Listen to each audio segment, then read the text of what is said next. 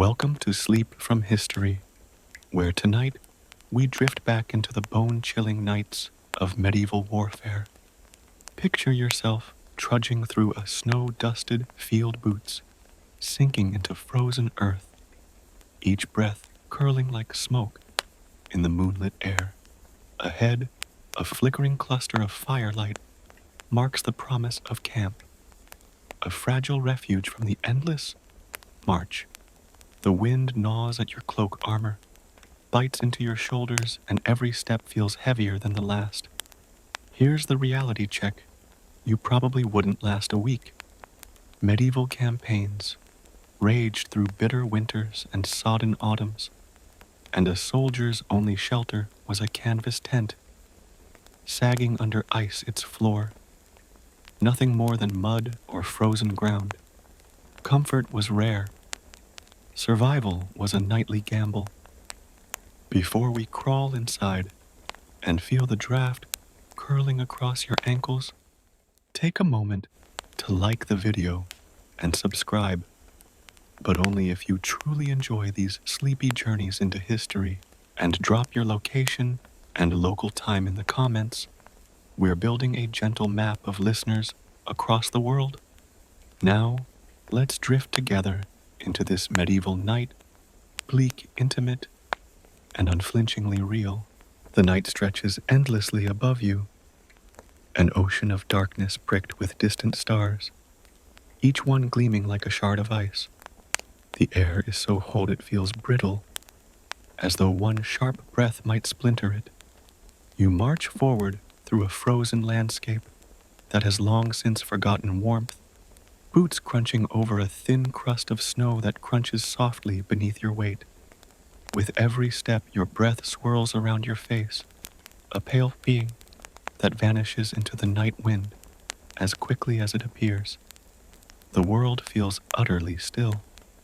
Even the sound of your companion's boots and gear, muffled by layers of wool and frost, seems hushed, swallowed by this immense and indifferent winter. The sky is bright in its own way, the moon pale and high, throwing long shadows across the empty fields and rutted roads.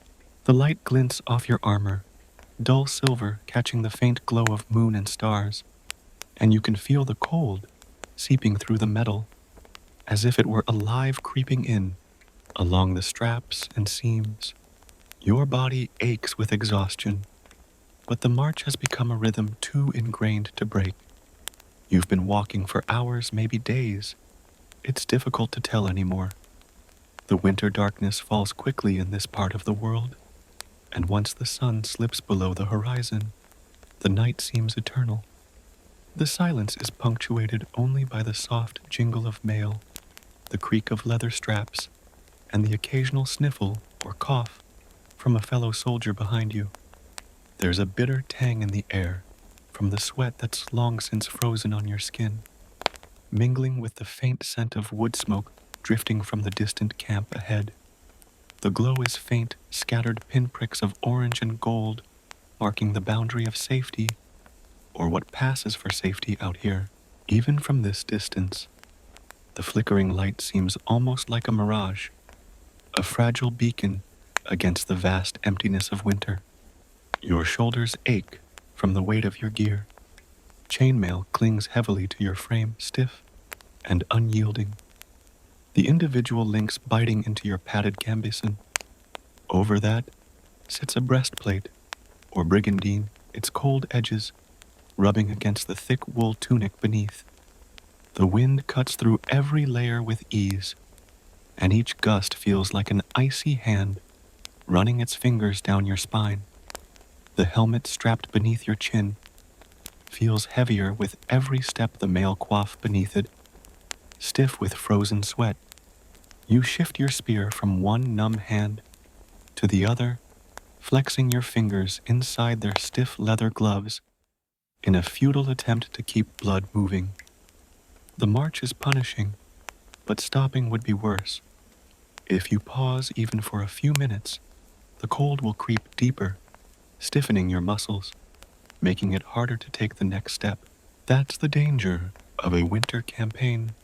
It is not the enemy you see before you that threatens your life most nights, but the invisible adversary in the air itself. The fields around you are barren, covered in a thin white veil that glitters faintly under moonlight. Trees stand like skeletal sentinels, their bare branches coated in frost, every twig catching the light like crystal. The ground beneath your boots is frozen hard, uneven from countless wagon ruts that have turned to jagged ridges of ice. Sometimes you slip, catching yourself on your spear, the jolt running all the way up your arm. The road you follow winds past abandoned villages, dark shapes crouched beneath the weight of snow. Most of the peasants have fled their homes, shuttered and silent, but you know some still hide within, crouched in cellars, praying that this moving tide of men and steel will pass them by without incident. For the poor, winter is already a cruel season, but the passage of an army is often worse. In times like these, soldiers are hungry, restless, and cold, and no law or chivalry prevents plunder when survival is at stake. Your companions march in silence. Even conversation feels like an unnecessary drain on strength, every word stolen by the wind and turned into a ghostly wisp of steam. The man to your left pulls his cloak tighter around his face, hood drawn low over his helmet, eyes glinting faintly in the moonlight. The soldier behind you carries his spear slung across his back, his hands tucked deep beneath his armpits for warmth, his steps slow and uneven, the sound of boots crunching on frost and the occasional cough are the only reminders that you are not alone out here. The column stretches far into the distance, a sinuous shadow winding its way through the snow. Horses whicker softly, somewhere ahead, their breath rising in great clouds, nostrils flaring as they trudge onward, hooves striking sparks on frozen stones. The animals are as weary as their riders, and the smell of horse sweat mingles with the faint scent of wood smoke on the breeze. That smell is growing stronger. Ahead, beyond a dip in the road, you can see the outline of campfires, now glowing dimly in the hollow, like a constellation fallen to earth. The flicker of light against the snow seems warm from afar, but you know the truth.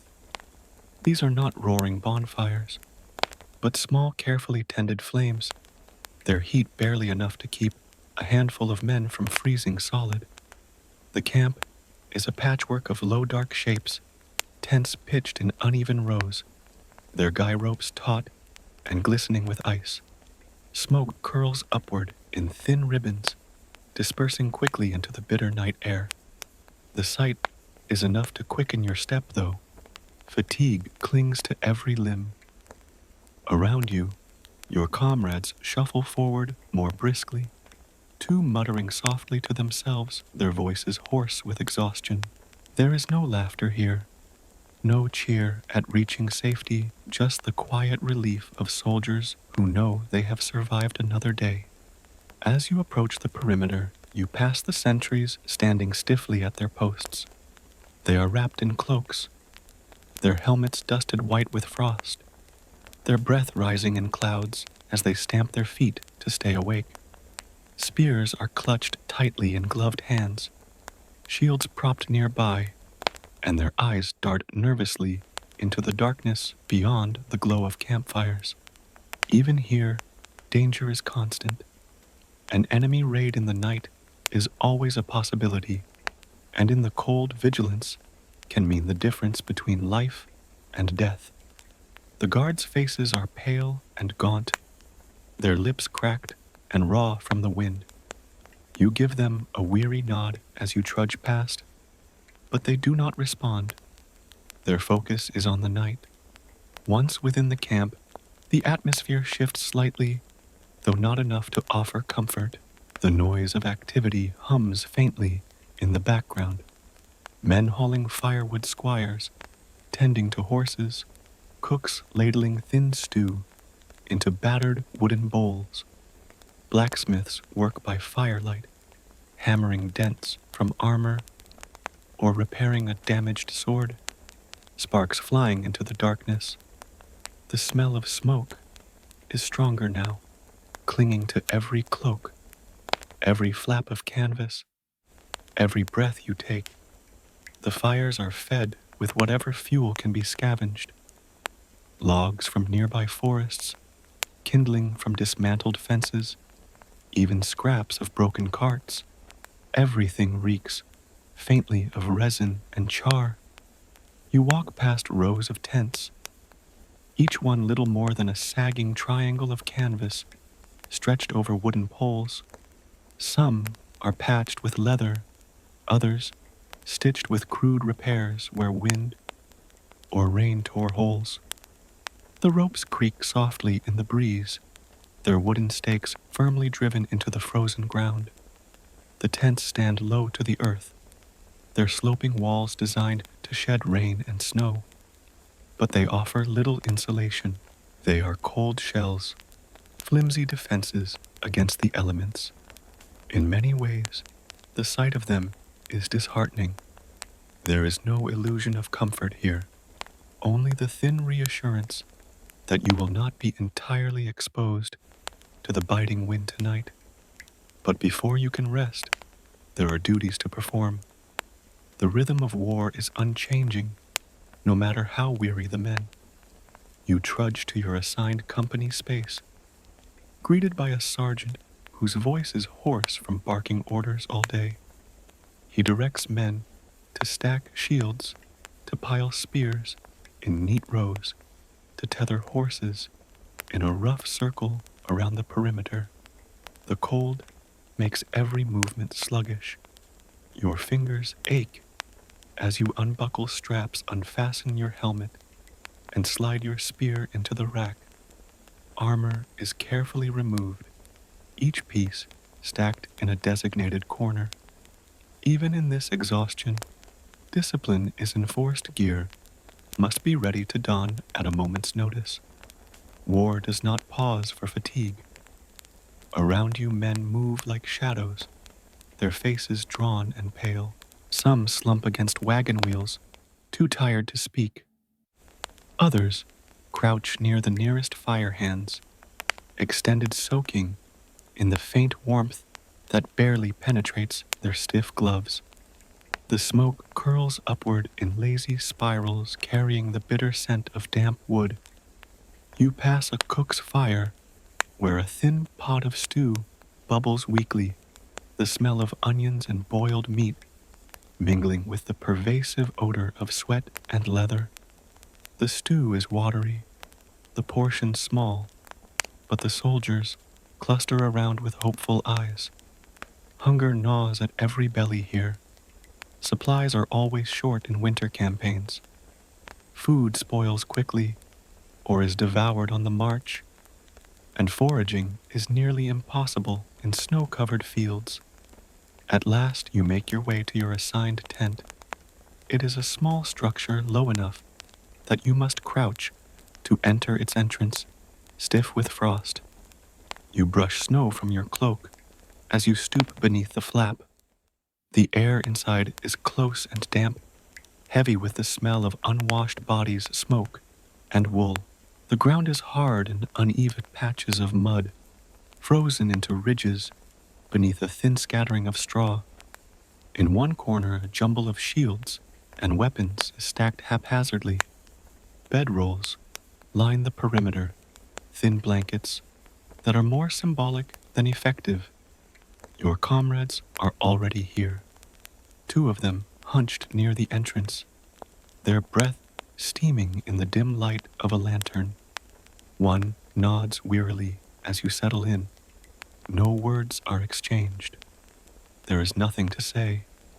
You are all equally tired, equally miserable, equally resigned to another freezing night. The act of removing armor is a small relief, though it leaves you feeling strangely vulnerable. The gambeson beneath your mail is damp with sweat, stiff and cold as you peel it away. Your shoulders sigh with relief as the weight of steel is lifted, but the chill quickly seeps deeper into your bones. You spread your cloak on the ground, knowing it will do little to soften the frozen earth beneath you, and sit down heavily. Your legs ache, your feet throb, and your fingers tremble as you pull off your gloves. Around you, the tent rustles softly as other men settle in, adjusting their cloaks and arranging their meager bedding.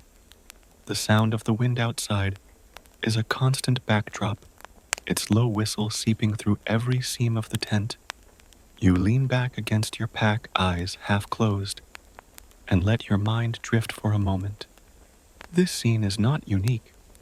For centuries, soldiers have known this same ritual: the weary march, the cold camp, the thin fires, the restless nights.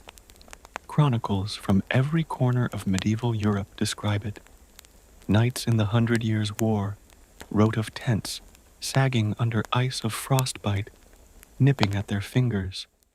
Crusaders camped on barren plains, their tents battered by desert winds that chilled their bones at night, even after days of scorching sun. On the steppes, soldiers huddled under heavy furs, their fires always flickering low to avoid detection. In every climate, in every campaign, the story was the same: a thin wall of canvas between a man and nature's indifference. You shift uncomfortably on the hard ground, tugging your cloak tighter around your shoulders. The lantern flickers, casting long shadows across the low ceiling of the tent. The smell of damp wool clings to everything. Outside, a horse snorts its hooves, striking the frozen earth. A guard passes by, the sound of his boots muffled in the snow, his spear butt tapping the ground rhythmically. Somewhere farther off, a man coughs a deep rattling sound that echoes faintly across the camp. The cough fades, and silence settles again, heavy and oppressive. The stillness is unnerving in its own way, but you are too tired to dwell on it. Fatigue weighs on your eyelids like lead. Even in this moment of rest, though you are keenly aware of the fragility of your situation, the canvas above you offers no real protection from the elements. The wind seeps through every seam, and if snow falls overnight, it will pile upon the roof until it sags inward. Rain would be worse. Dampness has a way of creeping into everything, soaking blankets, rotting gear, and leaving men shivering in their sleep. There is no escape from discomfort here. The army moves too often to build proper shelters, and winter grants no mercy. The only warmth comes from body heat and fire, and even that is fleeting. You close your eyes briefly, picturing home, a distant hearth, a feather bed, the smell of bread baking in an oven. The memory feels almost foreign, now replaced by the constant stink of camp unwashed bodies, smoke, damp wool, and horses. You inhale deeply, the air stale and sour, and let it out slowly. This is life now. This is survival. You are one soldier among thousands, huddled in a patchwork of tents, pitched hastily on frozen ground. The night will be long, and the cold will not relent. But you have made it this far. That thought alone is enough to ease the tension in your shoulders as you wrap your cloak tighter and rest your head against your pack. The night is so dark and cold, it feels as though the stars themselves are frozen in place. Tiny shards of ice scattered across a dome of black glass. You tilt your head back for just a moment, letting your gaze sweep over that distant sky, and the sight is both breathtaking and oppressive. The moon, a pale sliver hangs low over the horizon, casting a silvery glow that glints off your armor and the frosted edges of every branch and blade of grass. It is a beautiful night if you were home wrapped in warmth and watching from a window. But you are not home. You are out here, one of many thousands, and the beauty of the sky does little to ease the cold gnawing at your bones. You shift your spear from one hand, the saucer, the leather wrapping on the shaft, stiff and slick with frost, and flex your fingers inside gloves that have long since lost their warmth. The march has become a trance-like rhythm. Step, crunch, breath. Step, crunch, breath. Each step is another victory over exhaustion, another refusal to collapse in the snow like so many animals you have passed along the way. The body moves because it has no choice. The mind drifts in and out, focusing first on the ache in your shoulders from carrying armor all day, then on the bite of the wind against your cheeks, then on the dim light flickering in the distance ahead. That faint glow is the only promise of rest tonight. The road you follow is more of a path than a true highway. In summer, it would have been a muddy track carved by cartwheels and horse hooves. Now in winter, it has hardened into a ribbon of ice pocked with frozen ruts, deep enough to twist an ankle. Each step is cautious but practiced. Soldiers learn quickly how to march in these conditions, how to balance the weight of armor, weapon, and pack while scanning the ground ahead for hazards. The sound of your boots' hobnailed soles striking frozen dirt merges with the soft jingling of mail, and the creak of straps forming a kind of weary music that has accompanied you for weeks. On either side of the path, the landscape stretches empty and pale. The fields are bare harvested months ago, the skeletal stubble of wheat poking through the snow like brittle quills. A thin line of trees marks the edge of a stream, the water barely visible beneath a skin of ice that reflects the moonlight like a shard of broken glass. Every breath you take feels sharp, slicing at your lungs, and when you exhale, your breath coils upward in delicate clouds that vanish almost instantly in the wind. The countryside is utterly silent. Even the usual rustling of nocturnal animals is absent.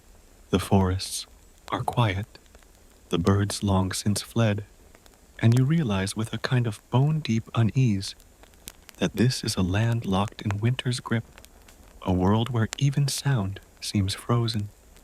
Your companions march in silence as well. Conversation has become rare on nights like this. Words turn to steam too quickly, and the cold punishes anyone foolish enough to bare their teeth in a grin. You glance sideways at the soldier nearest you. His face is a pale oval under a dented steel helmet, his breath rising steadily in front of him like a phantom. His cloak, once dyed a rich color, is now dull with frost, the hem stiff with mud that has frozen solid. He walks with a slight limp, one hand clutching the strap of his shield, slung across his back. He does not meet your eyes. His gaze is fixed on the dim flicker of firelight, ahead the same faint glow you've been staring at for hours. Behind you, the column stretches far into the darkness, a winding line of men and horses moving with mechanical precision. The occasional jingle of a bridle or the soft snort of a horse punctuates the steady rhythm of marching feet. The animals are as exhausted as the men. Their flanks are damp and steaming, their nostrils crusted with ice from their breath. A wagon creaks nearby its wheels, groaning against the frozen ruts. Somewhere ahead, a sergeant's voice carries back through the night, hoarse but steady, urging the men to keep formation.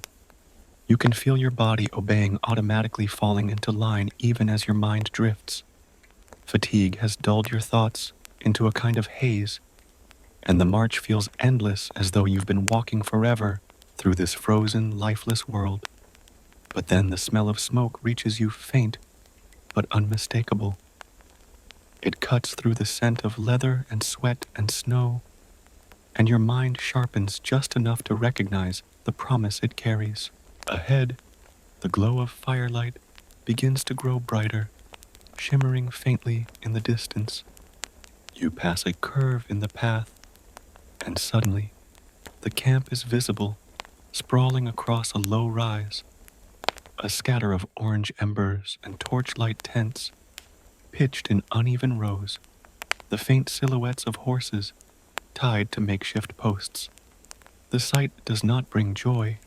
Exactly, no one in this army expects comfort, but it brings relief. The march is almost over. Tonight, you will at least lie down, however cold and damp the ground may be. As you draw closer, the sounds of camp begin to reach your ears. There is the low murmur of men speaking in hushed voices, the occasional bark of laughter that rings hollow in the frosty air, and the steady thump of an axe splitting firewood. The smell of smoke grows stronger, mingled with the scent of horses' sweat and cooking thin stew boiling in blackened pots over small fires. The camp looks like a patchwork village, hastily assembled, its rows of tents, forming narrow paths where men shuffle about tending to chores despite their exhaustion. The fires are carefully managed, small flames sheltered by makeshift windbreaks, their light barely reaching beyond the immediate circle of men gathered around them. Every soldier here knows that a careless blaze could attract attention from miles away, or worse, spark a fire that would consume the fragile tents. You pass the perimeter sentries standing rigid at their posts. Their cloaks are drawn tightly around their shoulders, and their helmets glisten with frost. They stamp their feet periodically, shifting from one leg to another, spears clutched tightly in gloved hands. Their faces are pale and expressionless, but their eyes scan the darkness beyond the campfires with a practiced vigilance. The danger of ambush is never far, even in weather like this. Enemy scouts know the misery of winter too, and they may strike precisely because they know your army is tired and slow. You nod as you pass one of the guards, but he doesn't acknowledge you. His focus remains fixed on the tree line.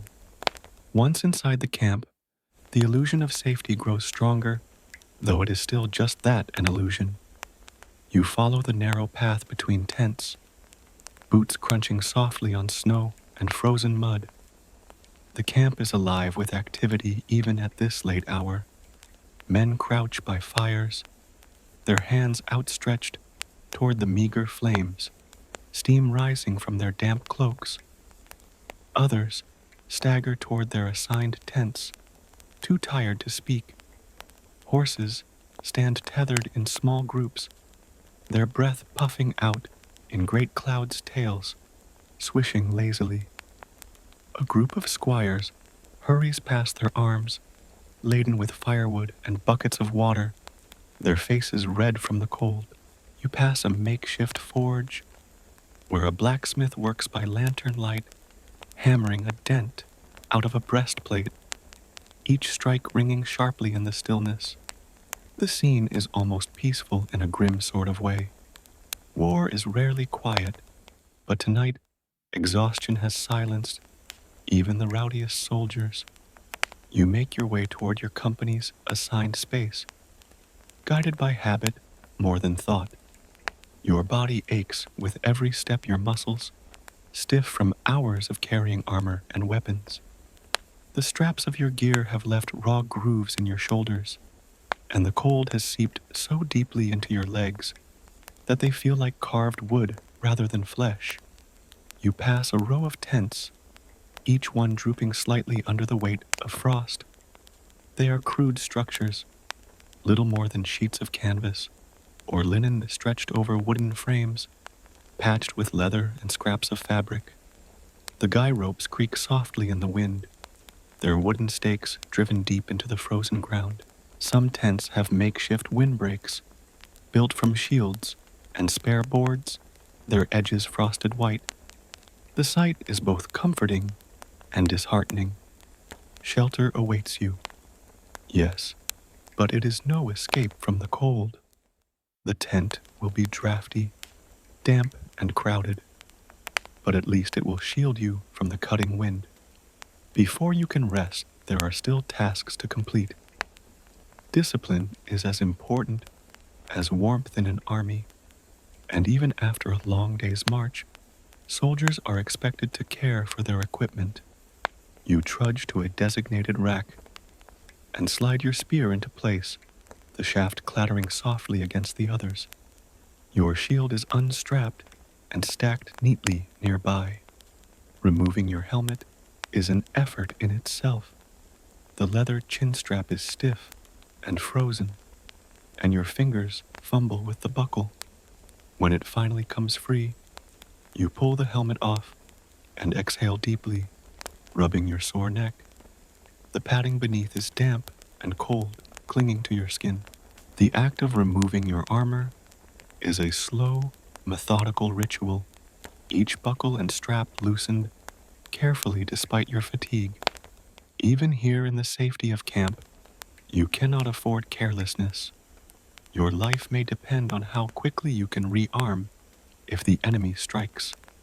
Around you, other men go through the same routine. Some mutter curses under their breath as they wrestle with stubborn straps or frozen buckles. A few lean heavily against wagon wheels or tent poles, too tired to stand fully upright. The sergeant overseeing your company calls out occasional reminders, his voice hoarse but steady.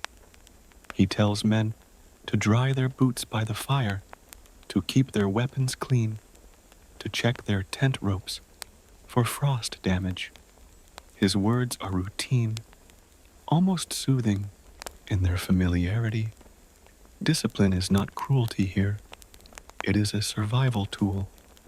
A well-ordered camp is less likely to collapse into chaos in the face of sudden danger. At last you make your way to your assigned tent. The flap is stiff with frost, and you brush snow from your cloak as you crouch low to enter. The air inside is close and heavy, filled with the smell of damp wool sweat and smoke. The ground is uneven frozen mud, mixed with patches of straw that crunch softly underfoot. In one corner, a pile of shields leans against the wall, their edges worn from weeks of travel. Bedrolls line the perimeter, thin blankets and cloaks laid over the cold ground. Two of your comrades are already here, hunched near the entrance, their faces shadowed in the dim glow of a single lantern. One glances up and gives you a weary nod.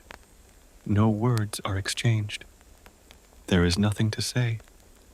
You shrug off your cloak and lower yourself to the ground, groaning softly as your knees crack. The simple act of sitting down feels like a luxury after hours of marching. You begin the slow process of removing the rest of your armor finger, fumbling at buckles stiff with frost. Piece by piece, the weight lifts from your body, first the breastplate, then the chainmail hauberk, then the padded gambeson beneath. The relief is immediate, but short-lived. Without the armor, the cold feels sharper, cutting through the layers of wool and linen still clinging to your body. You spread your cloak on the ground, knowing it will do little to soften the hard earth, and sit back against your pack. Your shoulders sound, and for a brief moment, you close your eyes. Outside the camp hums softly. The wind whistles through the guy ropes, making them creak like the rigging of a ship. A horse snorts somewhere nearby, hooves striking the frozen ground with a dull thud. The sound of footsteps crunching on snow drifts past your tent, followed by the rhythmic tap of a spear butt on the ground, a guard making his rounds. The The smell of smoke seeps in through the seams of the canvas, mingling with the sour scent of unwashed bodies. You breathe deeply, and the air tastes of ash and damp wool. This is life on campaign. This is what survival looks like when winter and war meet a thin layer of canvas between you and the cold. A cloak for warmth, a pack for a pillow, and a body so tired that even this discomfort feels like a blessing. You lean your head back and let your eyes close fully now. The ground beneath you is unforgiving, but exhaustion dulls its bite. Somewhere outside, a man coughs, the sound deep and wet. Someone else murmurs a prayer, the words too soft to catch. A dog barks briefly, then falls silent. The camp settles into a rhythm of night noises, the crackle of fires, the groan of tent ropes, the occasional rattle of armor. You drift on the edge of sleep, fully aware that this is no safe haven, but grateful nonetheless. You have reached the end of the march. Tomorrow will bring new hardships, new miles to cover, new battles to fight. But for tonight you are alive, and that is enough. The tent before you is hardly the comforting shelter modern minds imagine. There is no snug cocoon of waterproof nylon, no insulated sleeping bag waiting on a padded mat. Instead, the canvas walls around you rustle softly in the wind, their surface stiff with frost and stained by weeks of travel. The seams are hand-stitched, uneven in places where hurried repairs have been made on the march, and the wooden poles supporting the structure creak under the strain of icy gusts. If you look closely at the canvas in the lantern light, you can see faint outlines of patches, darker spots where scraps of leather or wool have been sewn into holes. The tent is a survivor in its own right, much like the men within it bearing scars of storms, hasty packings, and rough handling on muddy roads. Medieval tents were feats of practicality rather than comfort. They were made primarily of heavy canvas or linen thick enough to provide a barrier against the wind, but porous enough that rain would eventually seep through. Wealthier armies sometimes used tents treated with oil or wax to repel water, but the process was costly, and such luxury rarely trickled down to common soldiers. The tent poles were made of wood, often ash or oak, sturdy but heavy. Each company carried their own shelters, meaning soldiers themselves hauled the burdens or relied on pack animals and carts, and setting up camp was a laborious ritual. There were no lightweight alloys, no folding poles that clicked neatly into place. Instead, there were rough-hewn beams tied together with rope hammered into frozen ground with mallets and secured with stakes that had to be driven deep into the soil to withstand the night winds. Tonight's tent feels small, low enough that you must crouch and shuffle carefully to avoid brushing your helmet, or now that it's off your head against the canvas ceiling. The space is crowded, even with only 4 men sharing it. Each soldier has staked out a corner, but the arrangement is more symbolic than effective. Gear is piled haphazardly in every free space, shields leaning like giant leaves against the walls, swords and spears propped in a corner, helmets stacked like bowls. Bedrolls and cloaks overlap, and boots damp and stiff are placed near the flap in hopes they'll dry slightly overnight. The smell is thick sweat smoke, wet wool, and the faint musk of leather, and no amount of wind sneaking in through gaps in the canvas can erase it. This is a lived-in smell, a traveling smell, a smell that says you are part of a moving war machine. not a guest in a home. The flicker of a single lantern casts soft light across the cramped space, making the canvas glow a warm amber. Shadows ripple across the walls whenever someone shifts or adjusts a cloak, and for a moment, the scene almost looks cozy, like a gathering around a hearth. But you know better.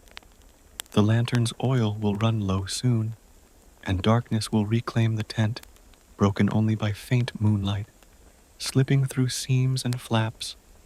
The illusion of warmth is fragile. The cold presses in from every side, the air carrying with it the crisp scent of frost. Your breath curls in front of you, a ghostly plume that briefly warms your nose and cheeks before vanishing. Tents like this were rarely designed for comfort. Instead, they were designed for practicality, mobility, and military efficiency. Every night, the army established a temporary village, a city of canvas that could be struck at dawn and packed onto carts by mid-morning. Each tent was assigned to a specific group, and discipline dictated where every man slept. Officers, knights, and nobles often had larger, more elaborate tents, sometimes richly decorated with heraldry and even lined with rugs or hangings. Chronicles from the Crusades describe noblemen's tents glowing like small palaces in the moonlight. Their silk walls dyed in vibrant colors, fluttering banners rising above them like sails. These luxurious pavilions were a stark contrast to the cramped shelters of common soldiers who huddled together in low tents that barely kept out the wind. The divide between classes was as visible in camp as it was on the battlefield, but even nobles were not immune to discomfort. Silk and velvet might shield you from the sight of the sky, but they did little to stop the cold seeping up from the ground. Wealth could buy warmth only to a certain degree, and beyond that, every man in an army knew the same bone-deep exhaustion and bitter nights. Chronicles often mention how even lords and commanders awoke stiff and miserable, their bedding damp with condensation. Tents, for all their design, were no more than temporary shelters. The earth beneath was cold, often wet, and always unforgiving. You run your hand over the canvas wall beside you. The fabric is coarse, rough beneath your fingertips. In some places, you can feel the texture of dried mud splattered against it, carried from one battlefield to another. In others, your fingers trace a faint, oily residue from countless campfires. Smoke seems to cling to everything in a medieval army, soaking into fabric, hair, and skin alike. The smell of smoke is as constant a companion as your sword or shield. No matter how far you march, no matter how often the camp is packed and rebuilt, that smell lingers, a reminder that home is far away and the world you inhabit is one of survival rather than comfort. The floor of the tent is another challenge. Unlike modern camping gear, there is no waterproof tarp beneath you. Instead, there is straw reeds, or if luck is scarce, nothing but bare earth. Soldiers often carried small bundles of rushes or hay to spread on the ground, creating a thin barrier between themselves and the frozen soil. It was a practice born of necessity, but even that small comfort could be denied if supplies were low. In some regions, soldiers gathered pine needles or bracken, choosing plants that released a faint, pleasant scent when crushed, a small luxury in an otherwise brutal life. You shift slightly, feeling the hard ground beneath you through your cloak. The straw beneath has already been flattened by countless bodies offering little cushioning. But even so, it is better than lying directly on the frozen mud. Medieval camps were organized with military precision.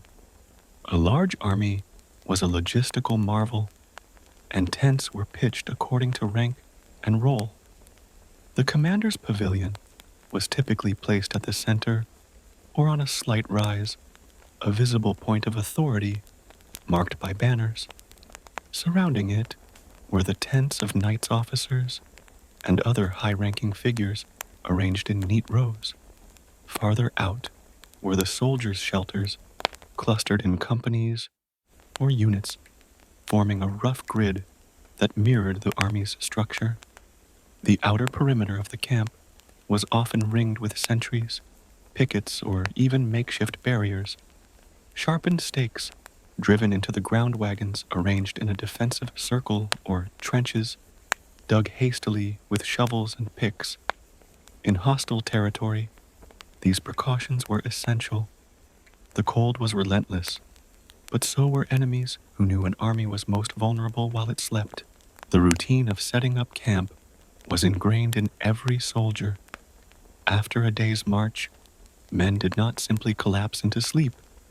First came the work unloading carts, erecting tents, gathering firewood, securing horses, fetching water from streams or wells if they were fortunate enough to find one that wasn't frozen solid. Fires had to be carefully built and positioned to avoid smoke suffocating tents or sparks catching on canvas. Even the smallest detail, like the angle of a tent pole or the tension of a guy rope, could make a difference in survival. A poorly secured tent could collapse under heavy snow, and a fire built too close could turn an entire row of shelters into an inferno. Soldiers learned these lessons quickly, often through bitter experience. You lean back and listen to the faint sounds drifting through the canvas walls. Somewhere nearby, a blacksmith is still working the rhythmic clang of hammer on metal ringing out into the night. Farther off, men are singing softly, their voices low and somber, carrying a tune meant more to soothe their own spirits than entertain anyone else. The smell of stew wafts through the camp, thin but tantalizing, a reminder of how precious a warm meal becomes when the nights are long and the road is endless. Even the simplest food, hard bread softened in broth, a few chunks of salted meat, maybe some vegetables from a raided village, can taste like a feast after a day like this. Inside your tent, the lantern flickers its glow, throwing soft light on the faces of your comrades. They are exhausted, their expressions slack with fatigue, their cloaks drawn tightly around their bodies.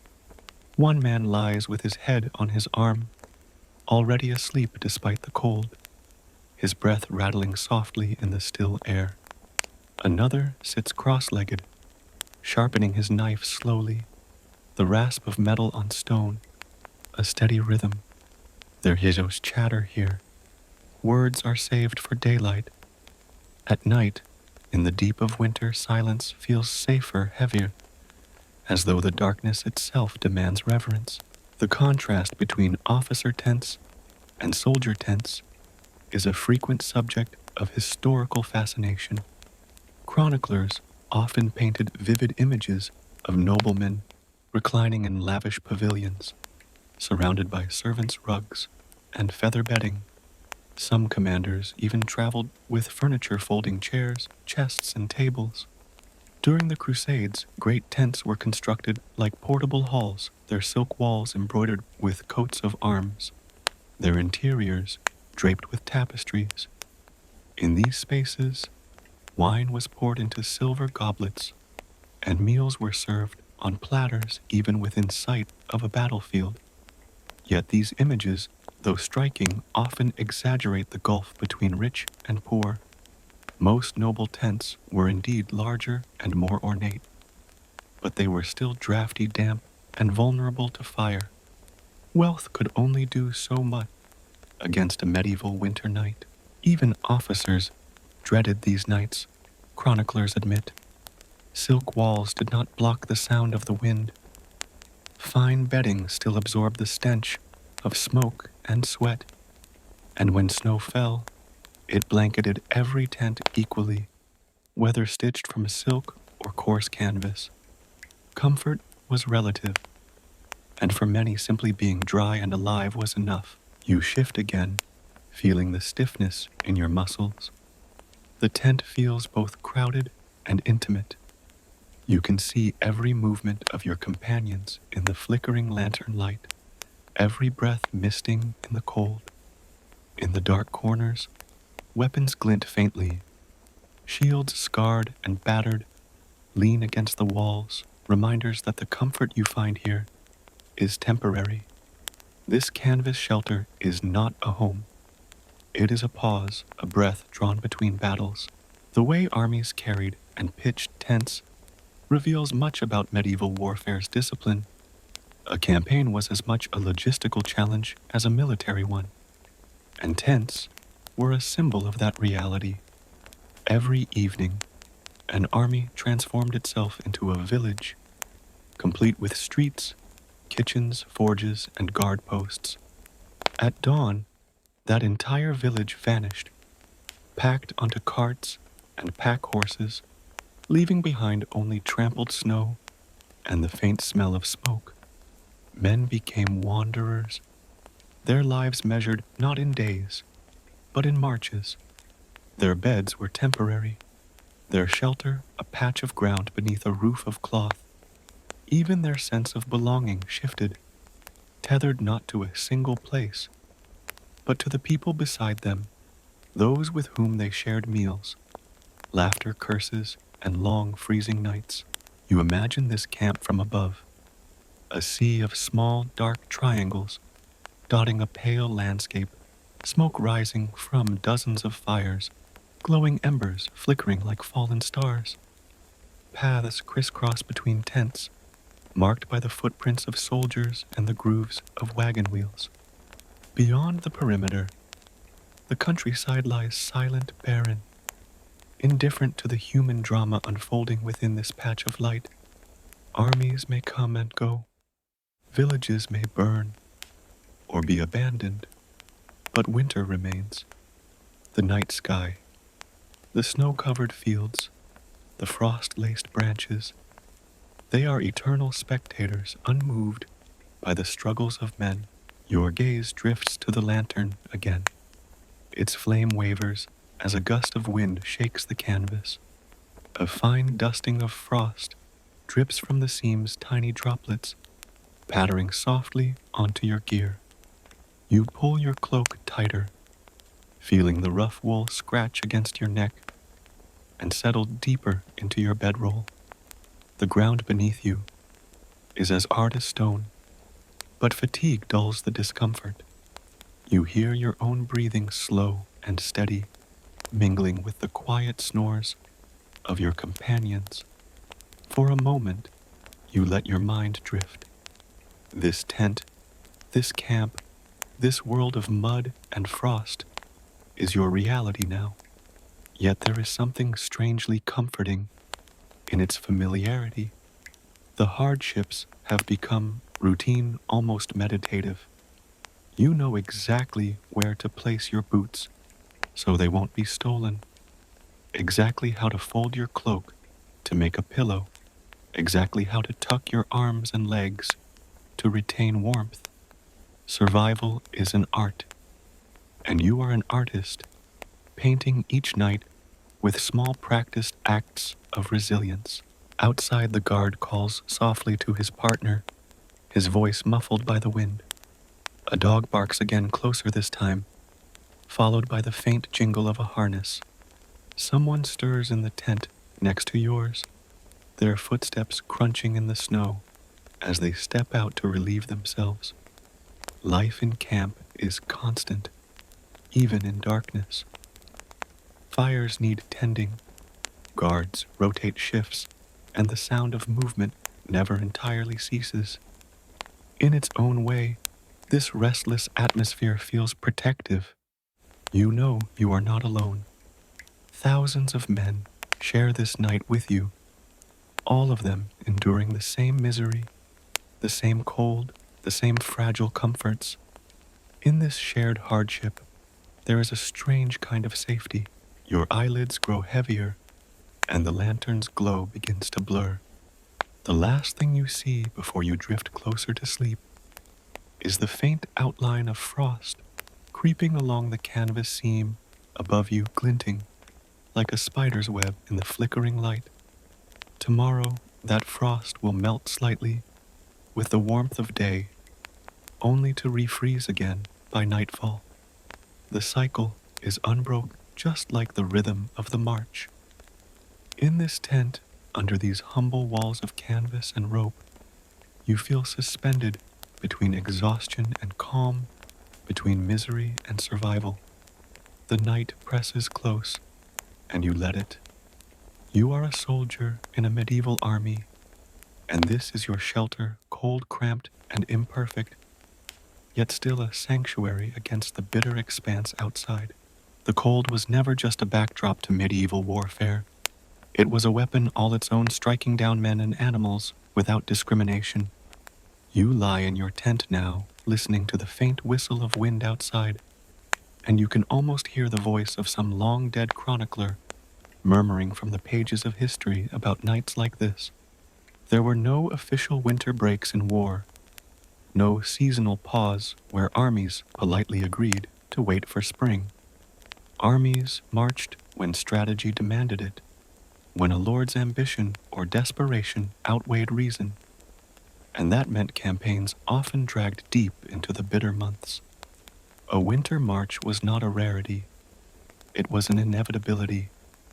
Chroniclers of the 100 Years' War wrote of soldiers trudging through snow up to their knees, their cloaks frozen stiff tents, sagging under the weight of ice. In one account, men awoke in the morning to find their boots solid with frost, their leather so stiff it had to be thawed by a fire before they could wear it again. Horses shivered so violently their tack jingled through the night. And yet, these men still marched, still fought, still followed their banners across fields where even the crows seemed to have deserted the sky. The weather was an enemy that never retreated, and armies that underestimated it paid the price. You shift slightly, pulling your cloak tighter around your shoulders. The ground beneath you feels like iron, and no matter how carefully you arranged your bedding earlier, you can feel the cold radiating upward, seeping through wool and linen, as though the earth itself is reaching to claim your warmth. Soldiers in every century of medieval warfare understood this struggle intimately. The tent might shield you from the wind, but the ground was always your greatest enemy. Men quickly learned that without some barrier between their bodies and the frozen soil, even a well-wrapped cloak offered little protection. So they scavenged. Branches, straw hay, anything that could form a thin layer of insulation became as valuable as gold. Villages along an army's path often found their barns stripped bare after a night's encampment. Every stalk of hay carried off to line tents. Soldiers stuffed straw into their boots, wrapped their feet in rags, or filled sacks with rushes to create crude mattresses. In some regions, pine needles or bracken were favored not only because they grew in abundance, but because they released a resinous scent when crushed, a rare and fleeting comfort amid the stench of sweat and smoke. Archaeological digs have even uncovered traces of plant matter beneath medieval campsites, evidence of these makeshift insulation practices, a silent testament to the ingenuity of men who refused to surrender to the elements. You reach down and run your fingers over the straw beneath your bedroll. It's already flattened from use, brittle and cold, but it still offers some separation between you and the earth. Your hand brushes against a patch of frozen mud, and you shiver at the icy bite. The irony is sharp. The very ground that men fought to defend was often their greatest source of misery. In some campaigns, the soil froze so hard that digging latrines or trenches was impossible, forcing men to relieve themselves in ditches or hastily dug pits, fouling the camp and spreading disease. Winter was not simply a season, it was an entire ecosystem of discomfort, a relentless adversary that wore men down with every breath they took. The wind outside picks up and the tense canvas rustles like a drum. You imagine the camp as it must look now. From a distance, rows of low, dark tents, crouched beneath a dusting of snow, their guy ropes groaning in the gusts. Fires flicker weakly, small circles of light in a sea of darkness, each one surrounded by a huddle of soldiers clutching bowls of thin stew. The scene has changed little in centuries. The men of Edward III's campaigns in France, the Crusaders at Acre, the Teutonic Knights in Prussia, they all knew this sight, this sound, this relentless cold. There are stories, too, of armies encamped for weeks during sieges, their tents slowly transforming into ice-coated prisons. Chroniclers described the way snow built up along the walls, the way canvas froze stiff like parchment, the sound it made when struck like beating on a drum of hide. Some men resorted to building crude walls of snow or sod around their tents, banking them high to block the wind. Others dug shallow pits beneath their shelters, sinking into the earth in hopes of escaping the chill gusts. These measures offered some relief, but they also came with risks. A poorly dug trench could flood if the snow melted, suddenly turning a tent into a frigid swamp, and a snow wall might collapse under its own weight, burying men alive in their sleep. Survival was always a gamble.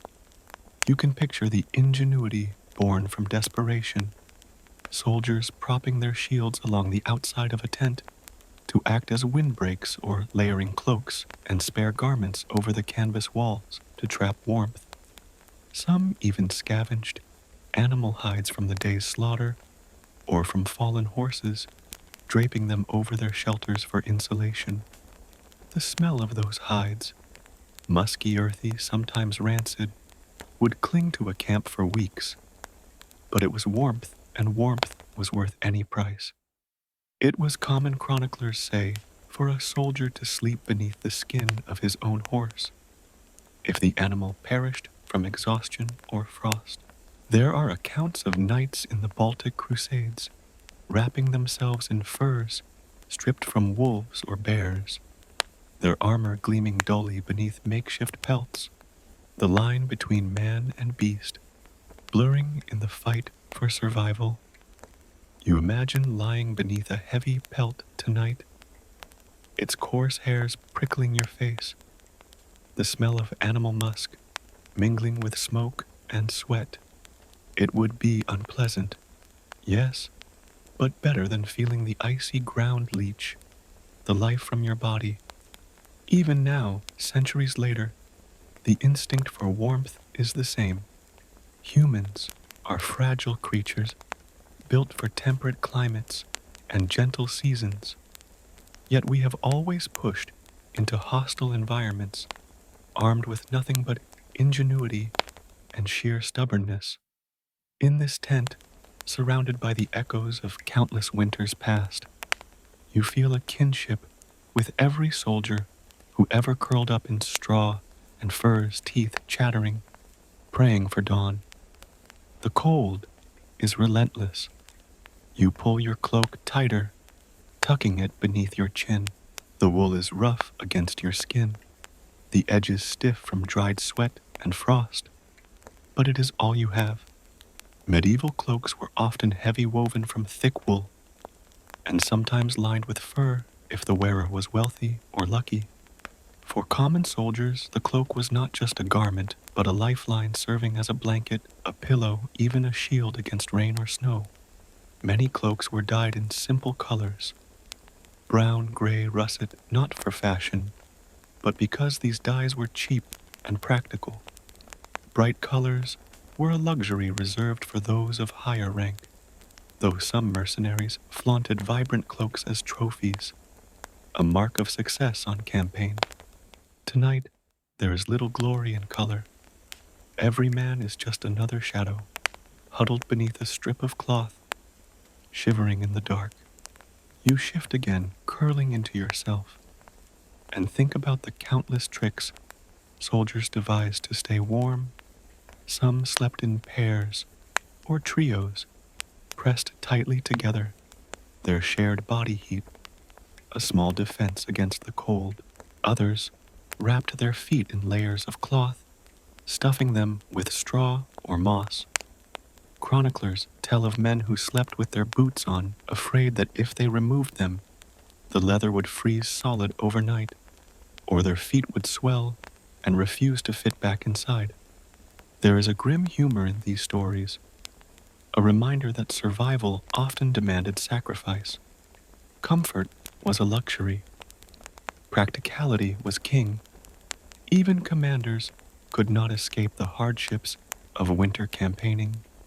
Consider the siege of Calais in 1346, when Edward III's army camped for nearly a year, enduring the bitter chill of a northern French winter. Contemporary records describe soldiers suffering frostbite and disease, their shelters inadequate against the coastal winds. The English king himself is said to have walked among his mourn wrapped in layers of wool and fur, his tent lined with tapestries, yet even he was not immune to the damp cold that seeped through every layer. Winter was a great equalizer. Gold and silk could soften a bed, but it could not warm the ground beneath it. The wind rattles your tent again, and you pull the hood of your cloak over your head. Outside, the camp is quieting. Fires burn lower, reduced to glowing embers. Shadows shift across the snow as men shuffle back to their tents. The perimeter guards call softly to one another. As they change shifts, their voices carrying faintly through the still air. Somewhere a horse whinnies softly, the sound muffled by frost.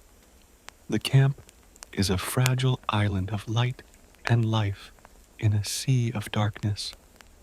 Beyond its edges, the countryside stretches empty and hostile. You imagine enemy scouts watching from the tree line, their breath steaming in the cold as they count your fires. In this silence, even the smallest sound, a snapping twig, a dog's bark, could signal danger. There is something haunting about these nights. The world feels both vast and suffocating. Inside the tent, you are enclosed by canvas walls, yet the cold reminds you that nothing truly separates you from the frozen landscape outside. You are exposed, vulnerable, even in your shelter. The medieval soldier's life was a constant negotiation between safety and hardship, between the hope of rest and the threat of danger. Fires could warm you, but they could also betray your position. Straw could cushion your body, but it could also harbor lice. Cloaks and boots offered protection, but once wet, they became heavy, clammy burdens.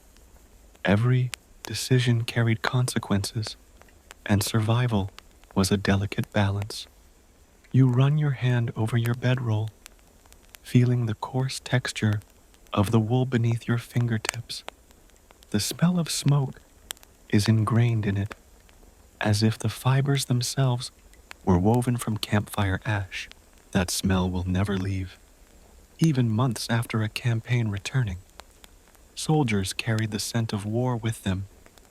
a mix of smoke, leather, sweat, and damp wool that marked them as veterans long before they spoke of their battles.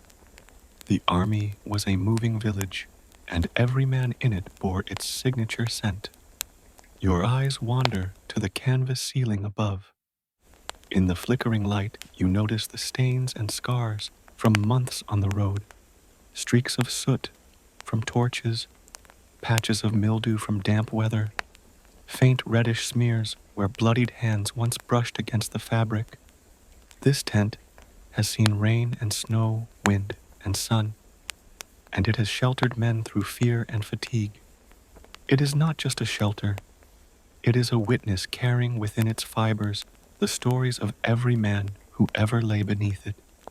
You think of the soldiers who came before you, those who camped in similar conditions centuries earlier, in lands both familiar and foreign, Roman legionaries marching into Gaul and Britain, Saxon raiders crossing icy rivers, Viking longships beaching on hostile shores. All of them would recognize this scene. The gear has changed over time, the styles of armor and weapons have evolved, but the struggle against the elements has always been the same. Humanity's oldest enemy has never been another man, but the cold itself. The wind cares nothing for banners or causes. The snow does not distinguish between knight and peasant.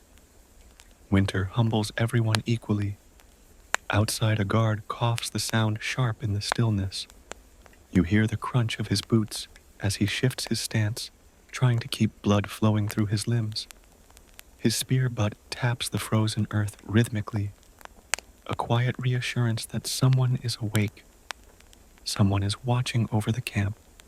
The guard's rotation is a ritual that keeps the army alive. Without it, fear would fester and discipline would crumble. The knowledge that others stand watch while you rest is one of the few comforts in this life.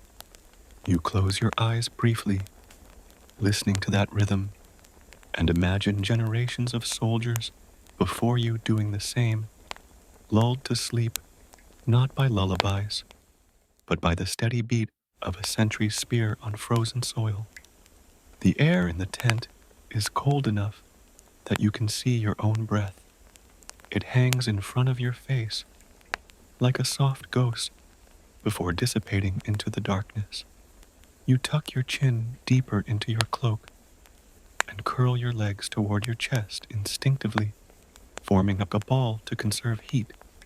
This posture is universal, a gesture passed down from the dawn of humanity, a primal instinct for survival. Even wrapped in armor and wool, surrounded by steel weapons and hardened men, you are still a fragile creature seeking warmth the simplest way. There is a strange beauty in the misery of these nights, the way frost glitters on the tent seams, the way the smoke from fires twists upward like ribbons of ink, the way the stars seem closer in the biting air. It is a harsh beauty, one that demands respect rather than admiration. Men who survived these winters carried the memory of them forever. Chroniclers wrote about battles and victories, but in between those lines are glimpses of nights like this, a knight huddled in a corner of his grand pavilion, shivering despite velvet hangings, a common soldier wrapping his feet in scraps of linen, torn from a fallen comrade's shirt, a campfire built from dismantled fences and broken wagons, a field turned to a sea of frost-covered tents, silent as a graveyard. These details often went uncelebrated, but they were the backbone of medieval warfare. Wars were not won only by courage or cunning. They were won by men who endured nights like this one, without surrendering to despair. You exhale slowly, letting your eyes drift shut for a moment. The straw rustles beneath you as you shift, and the faint warmth of your own body begins to gather in the small cocoon of your cloak. It is not much, but it is enough to remind you that you are alive. The wind rattles the tent once more, but you feel no fear. This is simply another night in a long campaign, one of countless others that blur together in memory. Centuries from now, historians may write of the battles fought in these months, but they will not smell the smoke soaked into your clothes or feel the bite of frost against your cheeks. Only you and those beside you will know what it truly meant to sleep in a medieval tent in the heart of winter. And so you settled deeper into your makeshift bed, tucking your hands beneath your arms, your knees pulled tight to your chest. The lantern's glow flickers, casting long shadows that dance across the canvas walls, and the camp outside grows quieter still. Fires are banked, guards whisper to one another in low voices, and the vast silence of the winter night wraps itself around the camp like a heavy cloak. The world beyond is frozen and indifferent, but here in this fragile circle of light and straw, there is a kind of peace, a hard-earned peace, forged from exhaustion, ingenuity, and the stubborn will to endure. The tent breathes like a living creature around you. Canvas walls, shifting gently with every gust of wind, the ropes creaking softly as though sighing under the strain. Inside the lantern flickers low its glow, making the space feel warmer than it is. Your breath curls in front of you, in pale wisps, catching that light like drifting ghosts before fading into the dimness. The air smells heavy, damp wool, sweat leather, and smoke. It's a scent you've grown used to over weeks on the march, but stepping back into civilian life would make its pungency startling. Here, though it is the scent of safety, or at least familiarity, the outside world is colder, darker, and far more hostile. This tent, miserable as it is a fragile sanctuary. The ground beneath you is uneven, a patchwork of frozen mud and flattened straw, and you can feel its hardness through every layer you've laid down. Your cloak acts as a thin barrier, but the earth's chill presses through it relentlessly, creeping into your bones. No matter how tightly you curl, you tuck your knees toward your chest and pull the edges of the cloak around your body, shaping yourself into a ball. This instinct is ancient. Even without conscious thought, humans know how to conserve heat. Generations of soldiers before you slept like this, knees to chest arms, wrapped tight cloak or blanket cocooning them, transforming themselves into bundles of cloth, indistinguishable from one another in the lantern light. In the corners of the tent, your companions resemble heaps of rags, their faces buried, their breath barely visible as the air fogs gently above them. There is little sound, only the occasional rustle of fabric as someone shifts the faint squeak of leather armor or a muffled cough. Silence is a rare luxury in an army camp, but at night, exhaustion keeps most men quiet. Even those who whisper do so softly, but voices blending into the crackling of distant fires outside. The smell of those fires drifts faintly through the seams of the canvas acrid smoke, mixed with damp wood, a scent that lingers in your clothes and hair, impossible to escape. That smell has become part of your identity. It clings to everything, marking you as a soldier more than your armor or sword ever could. The scent of smoke is as much a part of medieval warfare as banners or trumpets, a constant companion, inescapable and strangely comforting, despite its bitterness. You shift slightly, trying to find a comfortable position on the unforgiving ground, and your cloak rustles softly. The man beside you stirs, muttering something unintelligible under his breath, before settling back into uneasy slumber. His face is shadowed, but you can see the weariness etched into his features. His beard is patchy, his lips cracked from the cold, his eyes ringed with exhaustion. He is one of many, indistinguishable from thousands of others marching across Europe in this era, men whose names history will never record, but whose suffering formed the backbone of empires and kingdoms. You stare at him for a moment, and then your eyes wander to the pile of weapons stacked in the far corner. Spears, swords, and shields are propped haphazardly, their edges dulled by days of travel and battle. The shield's painted surfaces are scratched and flaking, their wood scarred by countless impacts. This tent is not just a shelter, it's a mobile armory, a resting place, and a barracks all in one. The lantern flickers again, and for a moment, you imagine this scene centuries from now, reconstructed in a museum or a book. A small group of men, huddled in a canvas triangle surrounded by the tools of war, their faces pale and gaunt in the dim light. The air inside the tent feels thick, almost tangible, as though every breath lingers, mingling with the breath of those who came before. In reality, this tent has likely sheltered dozens of men over the years. Canvas and wood were reused relentlessly. Fabric was expensive rope even more so, and medieval armies were nothing if not practical. A single tent could witness years of campaigns, enduring scorching summers, pounding rain, and bitter winters. It carried with it not just stains and repairs, but stories silent and invisible. The floor's straw crackles beneath you as you adjust your position. Some men sleep on bare ground, but the presence of straw here marks at least some forethought. Soldiers scavenged it from nearby farms, stripped barns bare, or even pulled rushes from frozen marshes.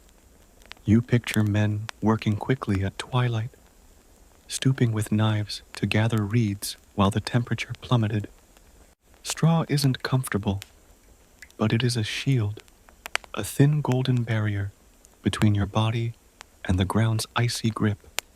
Even flattened and damp, it provides some insulation. You remember the chronicler's descriptions of encampments where straw was piled knee-high in tents to create warmth, though this was a luxury rarely afforded to common soldiers. For most, a thin scattering was all that could be managed, and they learned to sleep still conserving body heat, unwilling to disturb what little comfort they'd built. Your breath creates tiny clouds in front of your face, and you watch them fade one by one, hypnotized. The rhythm of breathing is steady, soothing, and you focus on it as you try to ignore the gnawing chill in your toes. You haven't taken off your boots. No one does not in weather like this. The leather is stiff, caked with mud and frost, and removing them would mean exposing your feet to the biting air. Worse still, they'd likely freeze solid overnight, and in the morning you'd have to thaw them by the fire just to force your swollen feet back in. Better to endure the discomfort than risk frostbite. Your woolen socks, if they can be called socks at all, are damp stiff from sweat and melted snow, and their sour smell wafts faintly upward. This is a smell you've grown numb to. Everyone smells like this. An army on campaign is a walking hive of odors, unwashed bodies, leather-wet wool horses' fire, and food scraps all mingling into a perfume that lingers even after a man has gone home. Medieval chroniclers often mentioned the stench of comps long before they described battles. Smell was part of war. One of your comrades shifts, groaning softly. He draws his cloak tighter and mutters something a prayer, perhaps, or a curse, and then falls silent again. You glance around at the others. There are 4 men in this tent, counting yourself, but it feels fuller, the closeness amplified by the thick air and the low ceiling. You are all huddled close, forming a chain of warmth. Body heat is a precious commodity, and men learned quickly to sleep shoulder to shoulder, even if they barely knew each other. There's an intimacy to this forced proximity, an unspoken agreement that survival outweighs pride. You can feel the warmth of the man beside you, seeping into your own body, a shared heat that offers a fragile comfort. At the same time, your back is cold, exposed to the draft, sneaking in beneath the canvas. You roll, carefully trading sides, pressing your other shoulder against him, and he instinctively shifts closer in his sleep. There is no shame here, only necessity. Soldiers became blankets for one another. The smell of sweat and smoke is stronger when you are this close to another man, but you welcome it. It means warmth. You inhale deeply, ignoring the sour edge of leather and wool. Outside, the wind gusts, rattling the ropes and sending a tremor through the tent walls. Snow or frost slides down in a soft hiss, melting slightly where it meets the lantern's glow before dripping onto your gear. You pull the hood of your cloak over your head and burrow deeper into its folds. The draft swirls around your ankles, but you try to imagine warmth instead, focusing on memories of home, a hearth fire, a feather bed, the smell of bread baking. The image is blurry, distant. Home feels like another lifetime. The tent itself is a marvel of compromise. Its triangular shape sheds snow efficiently, though this makes it low and cramped. You crawl to enter, ducking your head, and even sitting upright requires careful positioning. There's no furniture, no real comfort. Shields and helmets line one side, and weapons rest against the poles. Every inch of space is used. The walls are patched and stained, evidence of long service. Some patches are stitched carefully, others crudely, as though made in haste during a storm. In some places, the canvas is shiny from oil, a primitive attempt at waterproofing. You press your palm against it and feel the stiffness, the grit of dried mud embedded in the fibers. Medieval tents were not disposable. They were investments cared for, repaired, and passed down.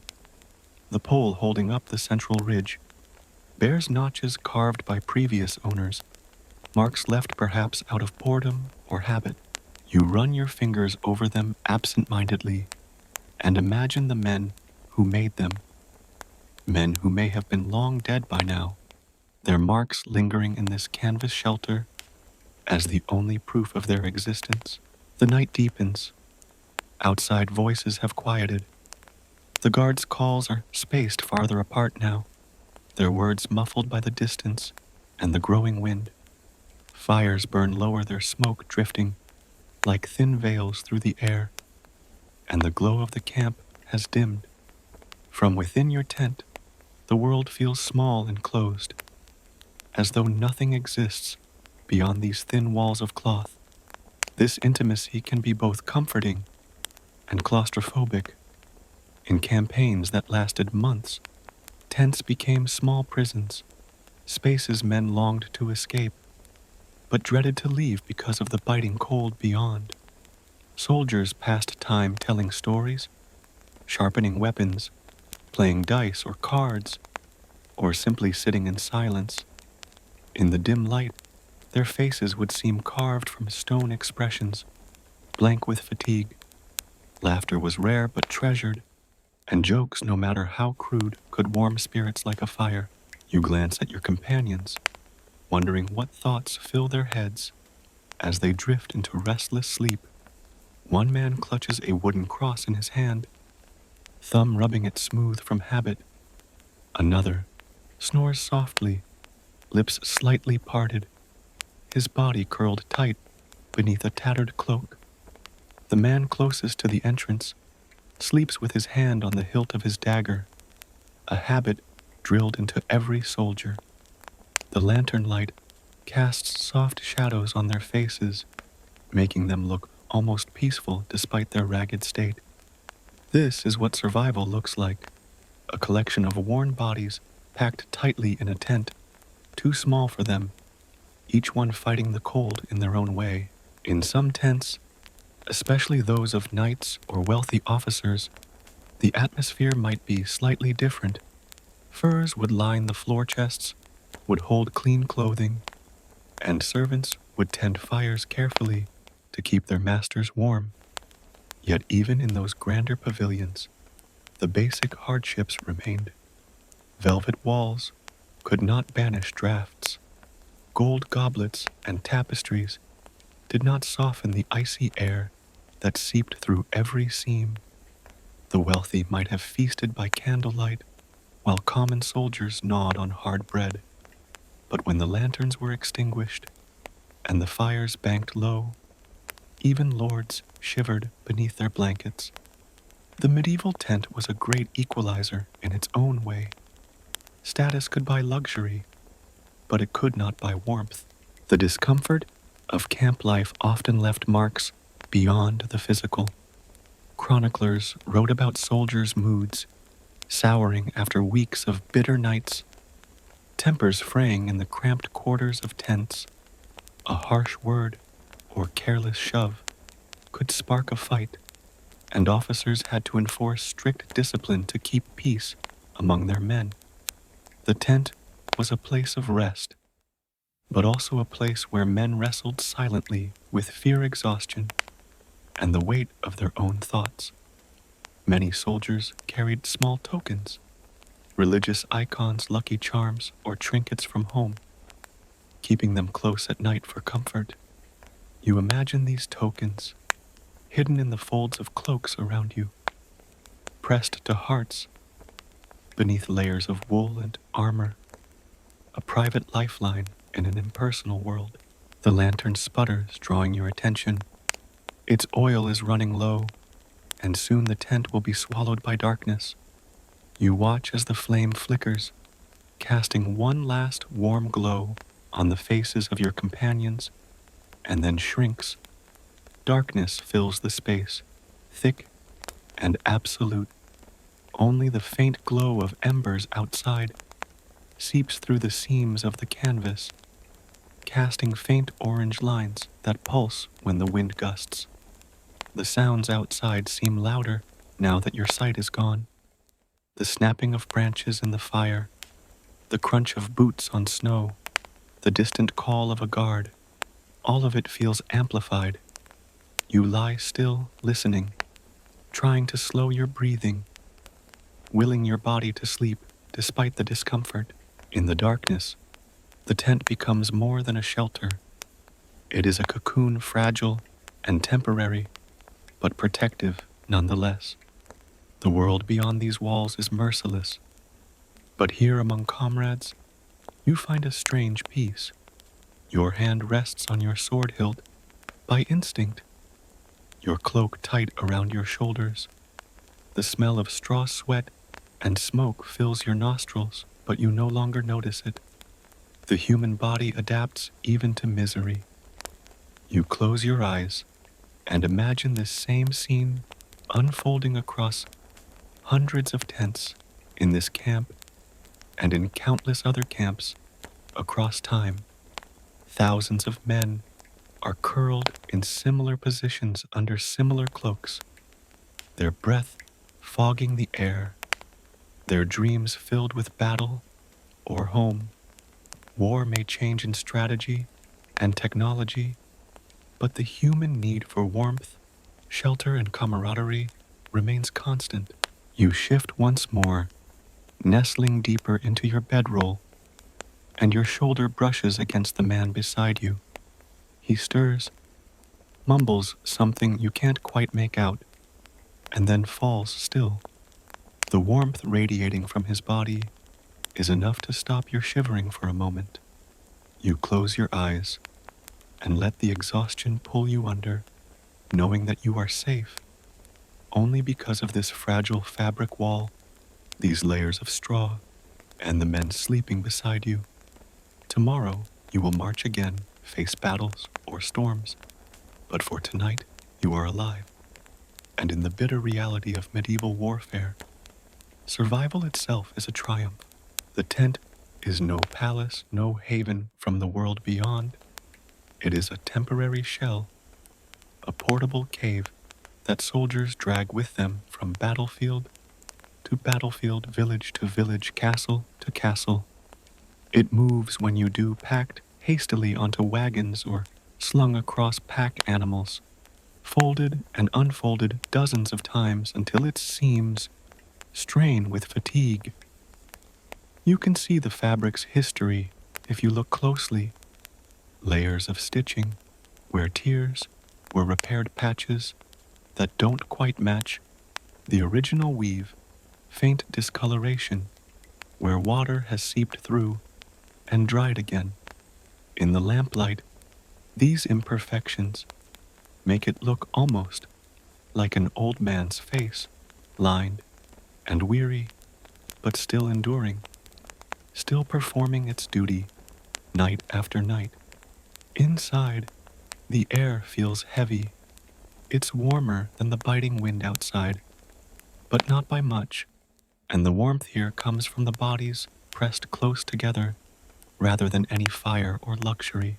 The faintest draft snakes along the ground, carrying with it the scent of damp earth and snow. The soundscape is soft and intimate.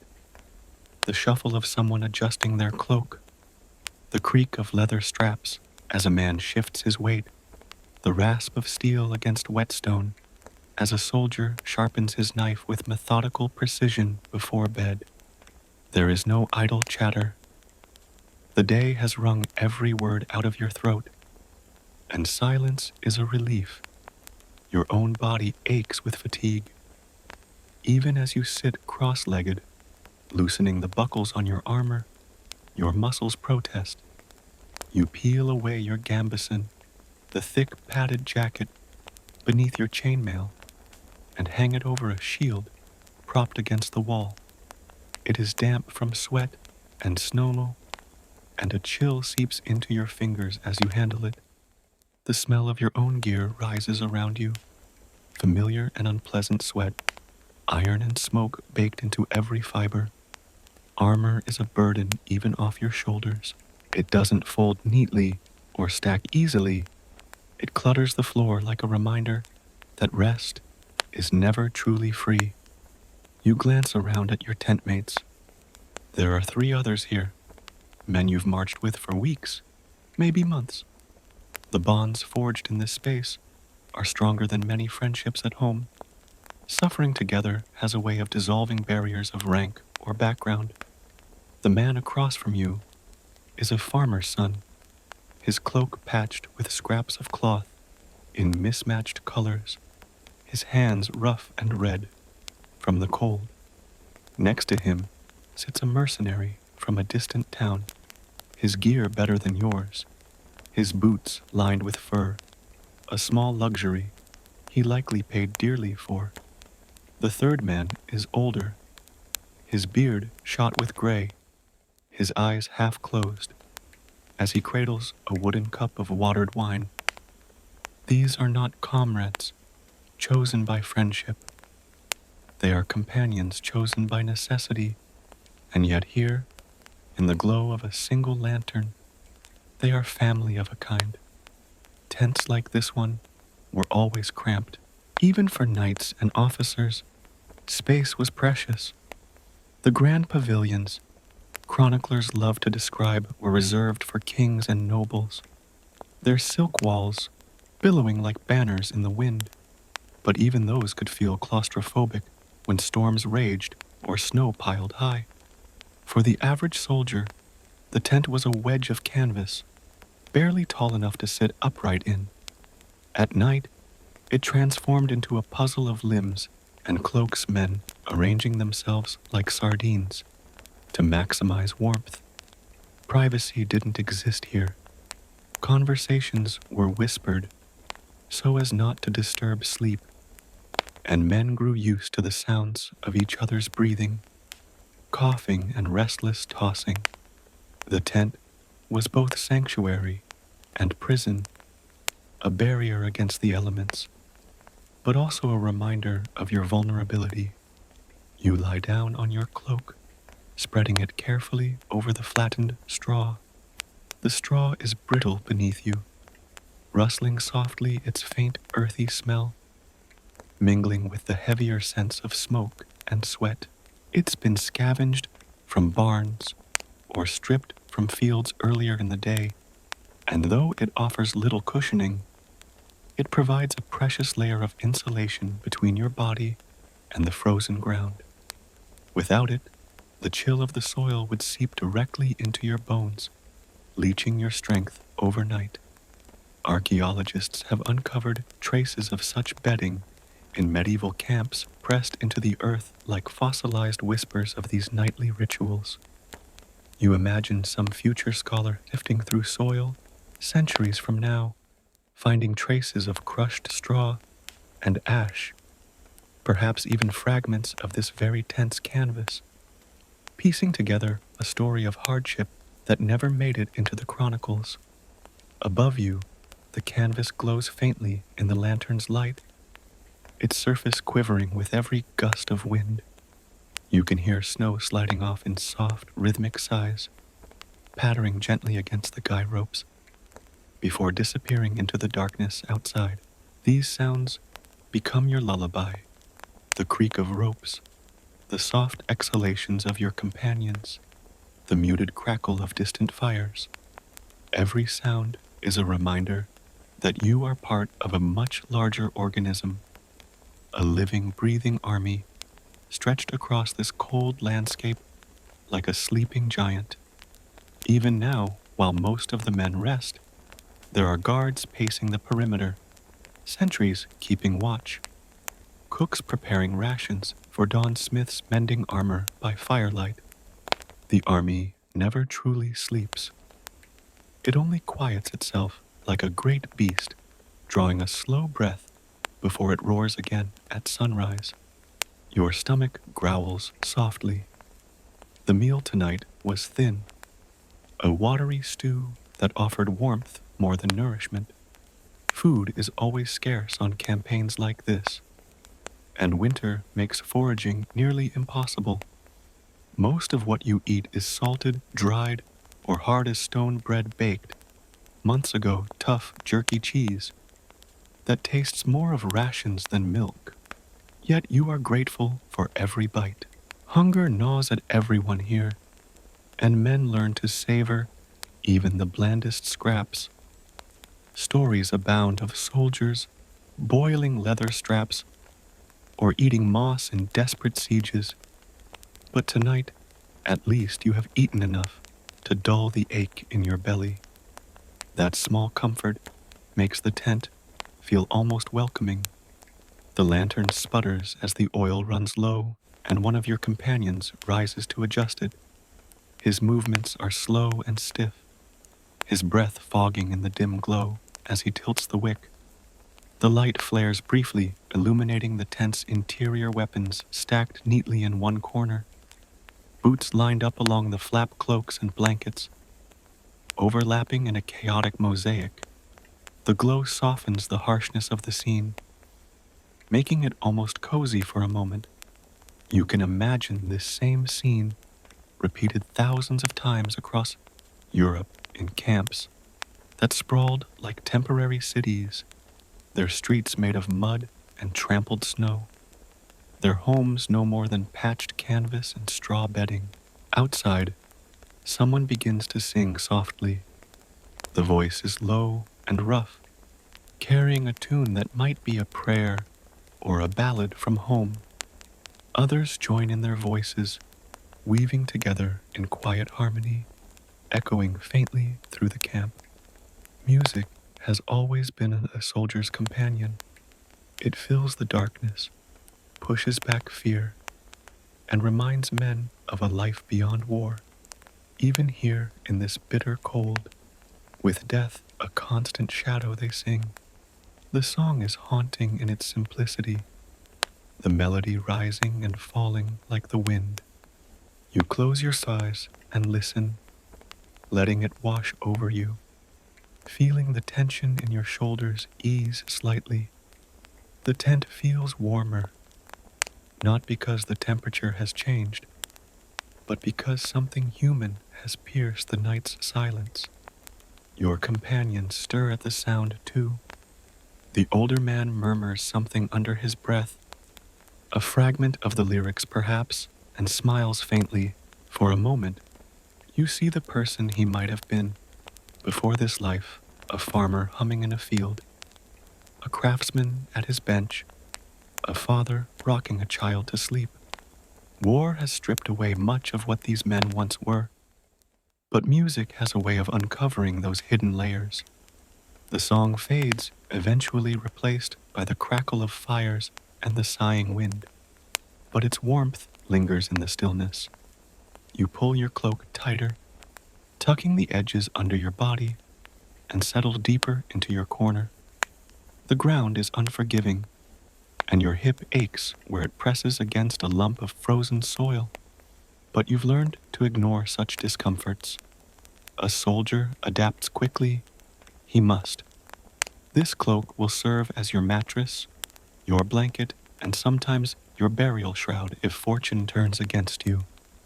Its woolen fibers are stiff from constant use, its edges fraying, but it is your most prized possession. Many soldiers carried only a single cloak through entire campaigns, and they guarded it fiercely. In some armies, cloaks were dyed in colors that marked rank or allegiance, but for the average man, color mattered little. Warmth was the only true luxury. You shift slightly and glance toward the tent flap. A faint orange glow seeps through the seams, evidence of the dying fires outside. The smell of smoke is stronger now, clinging to the canvas. It mixes with the earthy scent of straw and the tang of metal from the weapons nearby. The smell of a medieval army is unforgettable, a mixture of life and hardship. Chroniclers often wrote about how the stench of a camp preceded it for miles.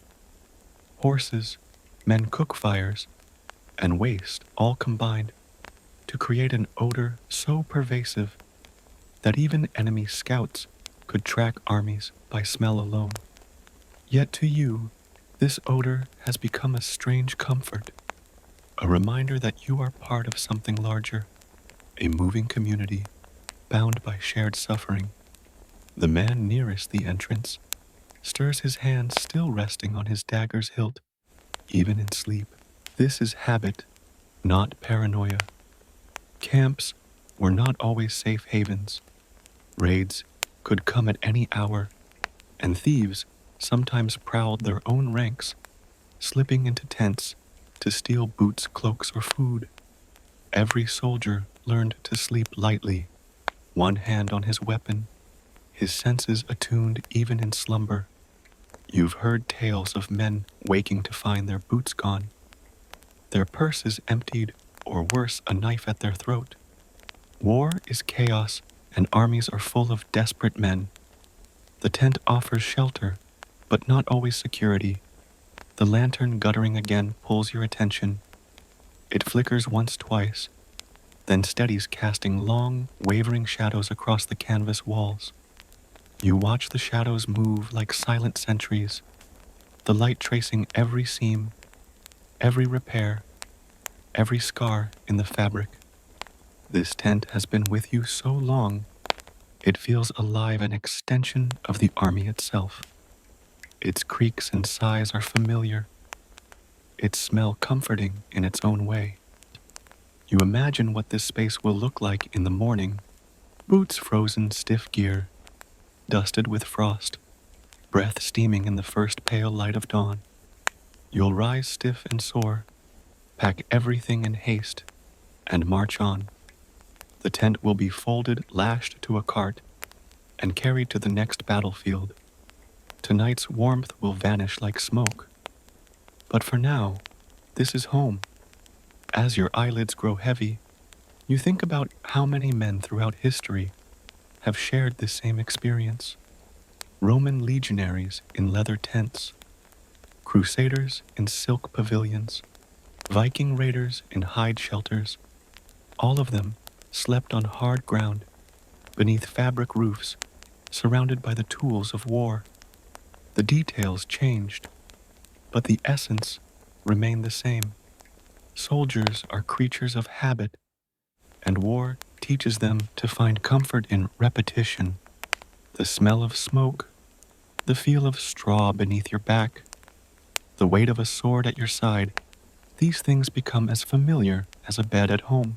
In time, you even begin to miss them when they're gone. The camp outside is almost silent now. Guards walk their rounds, their boots crunching softly on the snow, the rhythm steady and reassuring. Somewhere far off, a horse snorts and shifts its tack, jingling faintly. A dog barks once sharp and brief, then falls silent. The night presses down like a heavy blanket, its weight palpable. In this moment, the tent feels like a cocoon, a fragile bubble of humanity in a vast, indifferent wilderness. You breathe deeply, smelling straw and smoke, and let the weariness pull you down. Around you, your comrades lie like stones, unmoving, except for the rise and fall of their chests. You are all soldiers, strangers, turned brothers by hardship, and this tent is your shared sanctuary. The world outside may be frozen and hostile, but here among these men, there is warmth, not of the body alone, but of companionship, a silent bond stronger than steel. Sleep creeps in slowly. Your body aches, your feet throb, and the cold gnaws at your fingertips, but exhaustion is stronger. You drift half aware of the tent's every sound, the gentle breathing of your comrades, the faint sigh of wind against the canvas, the distant murmur of voices carried on the night air. The tent rocks slightly as a gust of wind sweeps through camp, but it holds firm. This structure may be nothing more than poles and cloth, yet it has weathered storms, snow and battle. Tonight, it weathers you. The fire is the heart of a medieval camp, and yet it is also one of its greatest dangers. As you lie there in your tent, the faint orange glow seeping through the seams, you can't help but think of how much power that single element holds. A fire means warmth, light, and life. It is the reason men's fingers and toes do not blacken with frostbite, the reason spirits rise just enough to endure another bitter night. But it is also a beacon in the darkness, a flickering signal to any enemy scouts watching from afar. A careless spark can set an entire row of tents ablaze in seconds, turning this sanctuary into a death trap.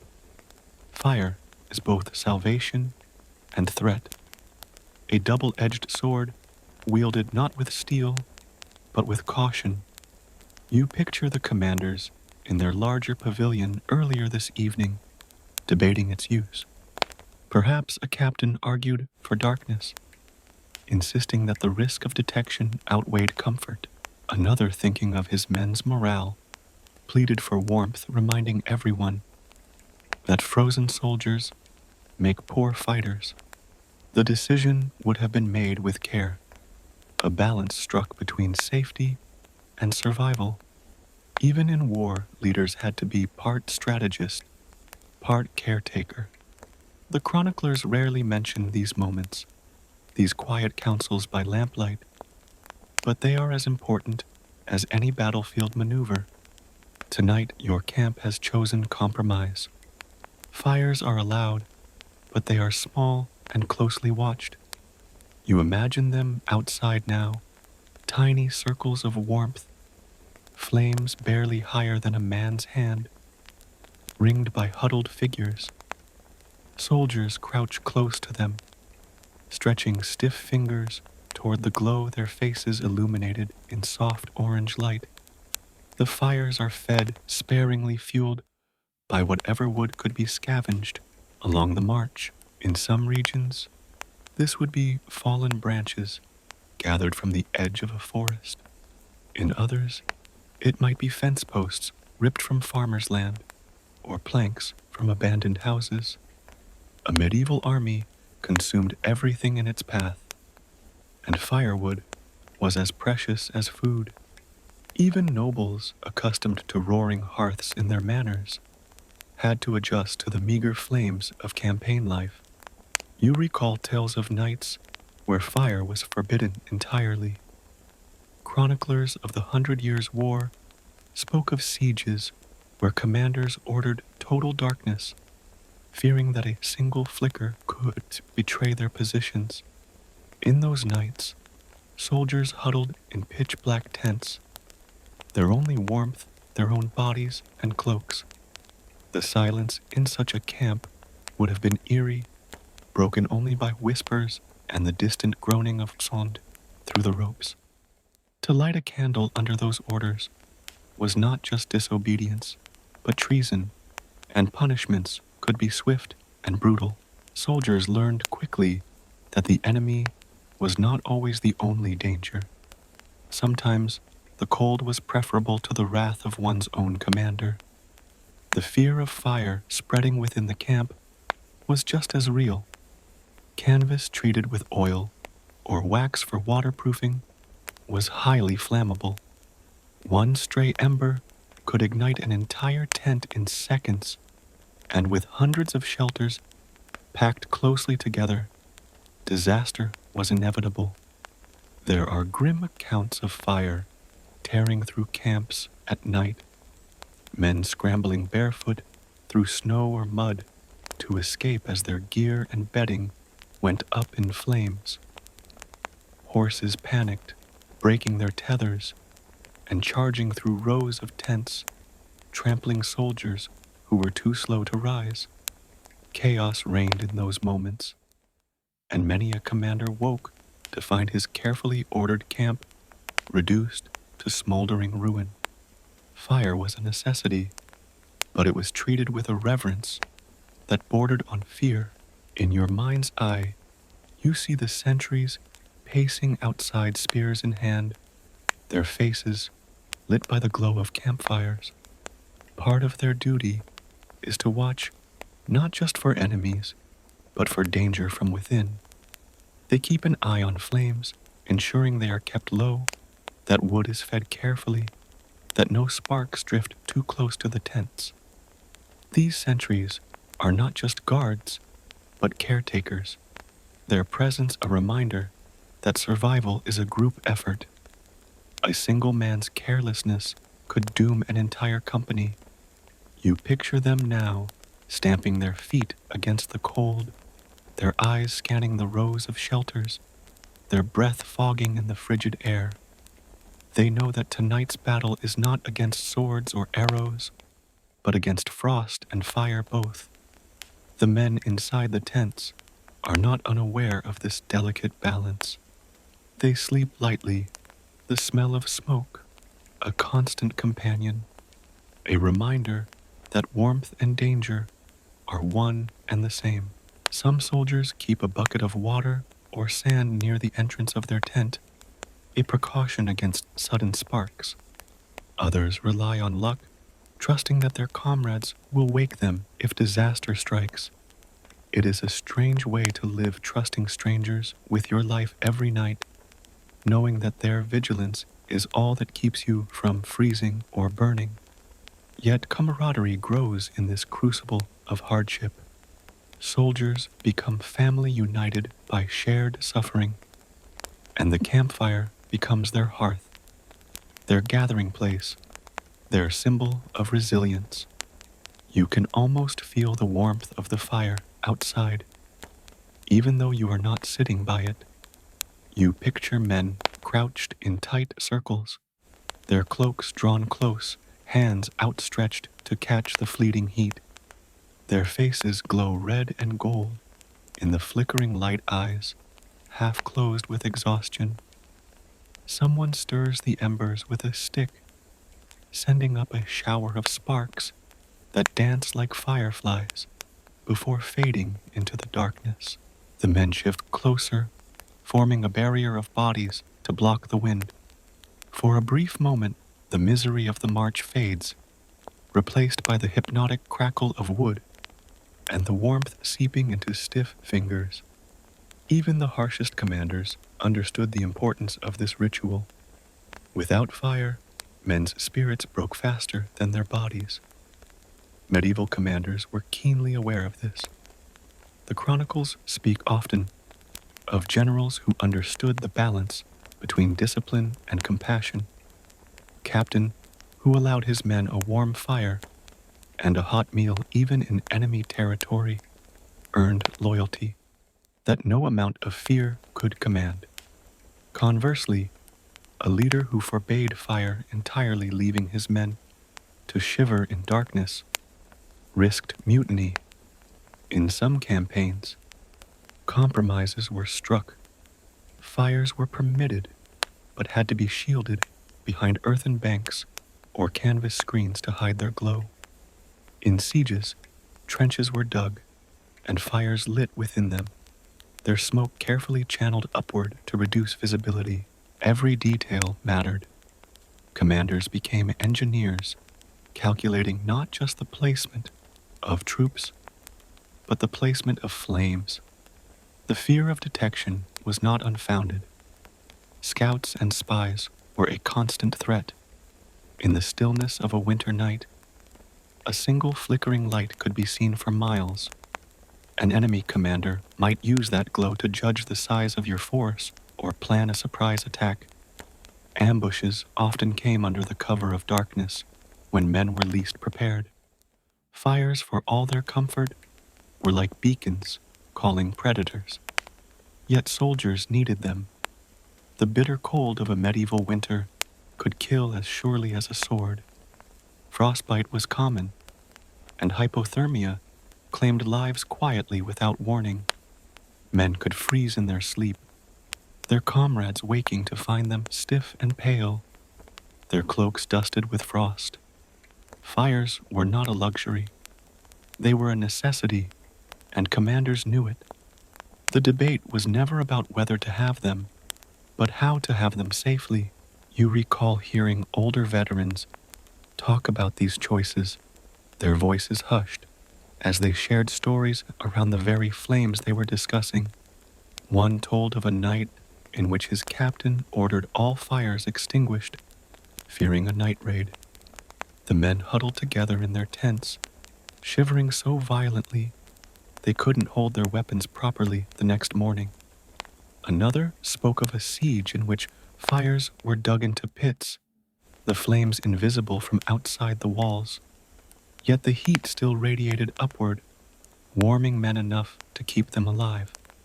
In another story, a careless cook left a brazier unattended, and the resulting blaze consumed half the camp before dawn.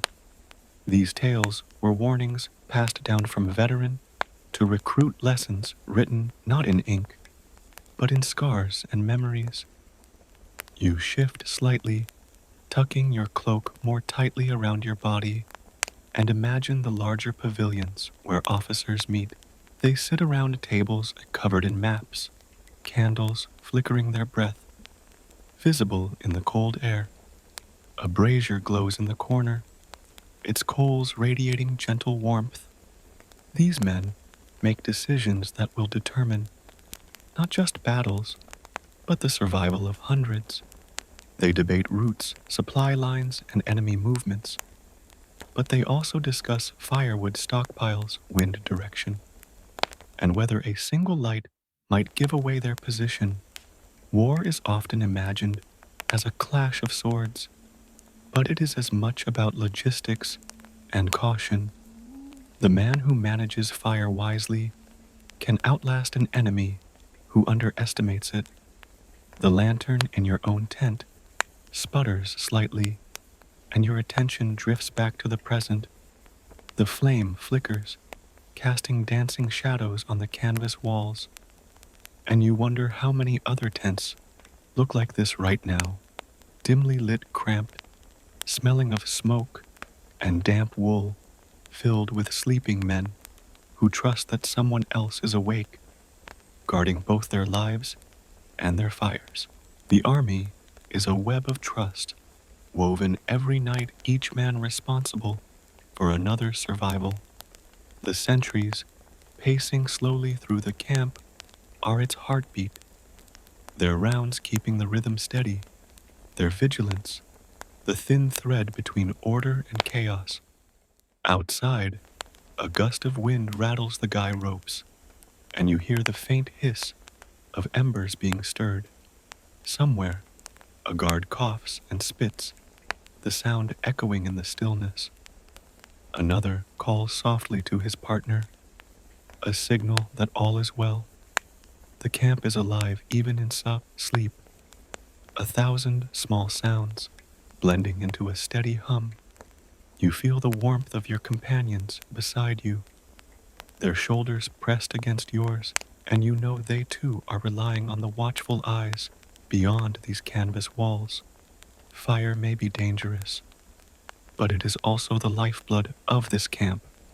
Without it, there would be no warmth, no light, no sense of safety. You think about how men in every era have faced this same dilemma. Roman legions built elaborate fire trenches to hide their flames from enemies, and Viking raiders banked their fires low when approaching a target under cover of night. During the Crusades, knights pitched their tents in defensive rings, placing fires in the center where their glow would not give away their numbers.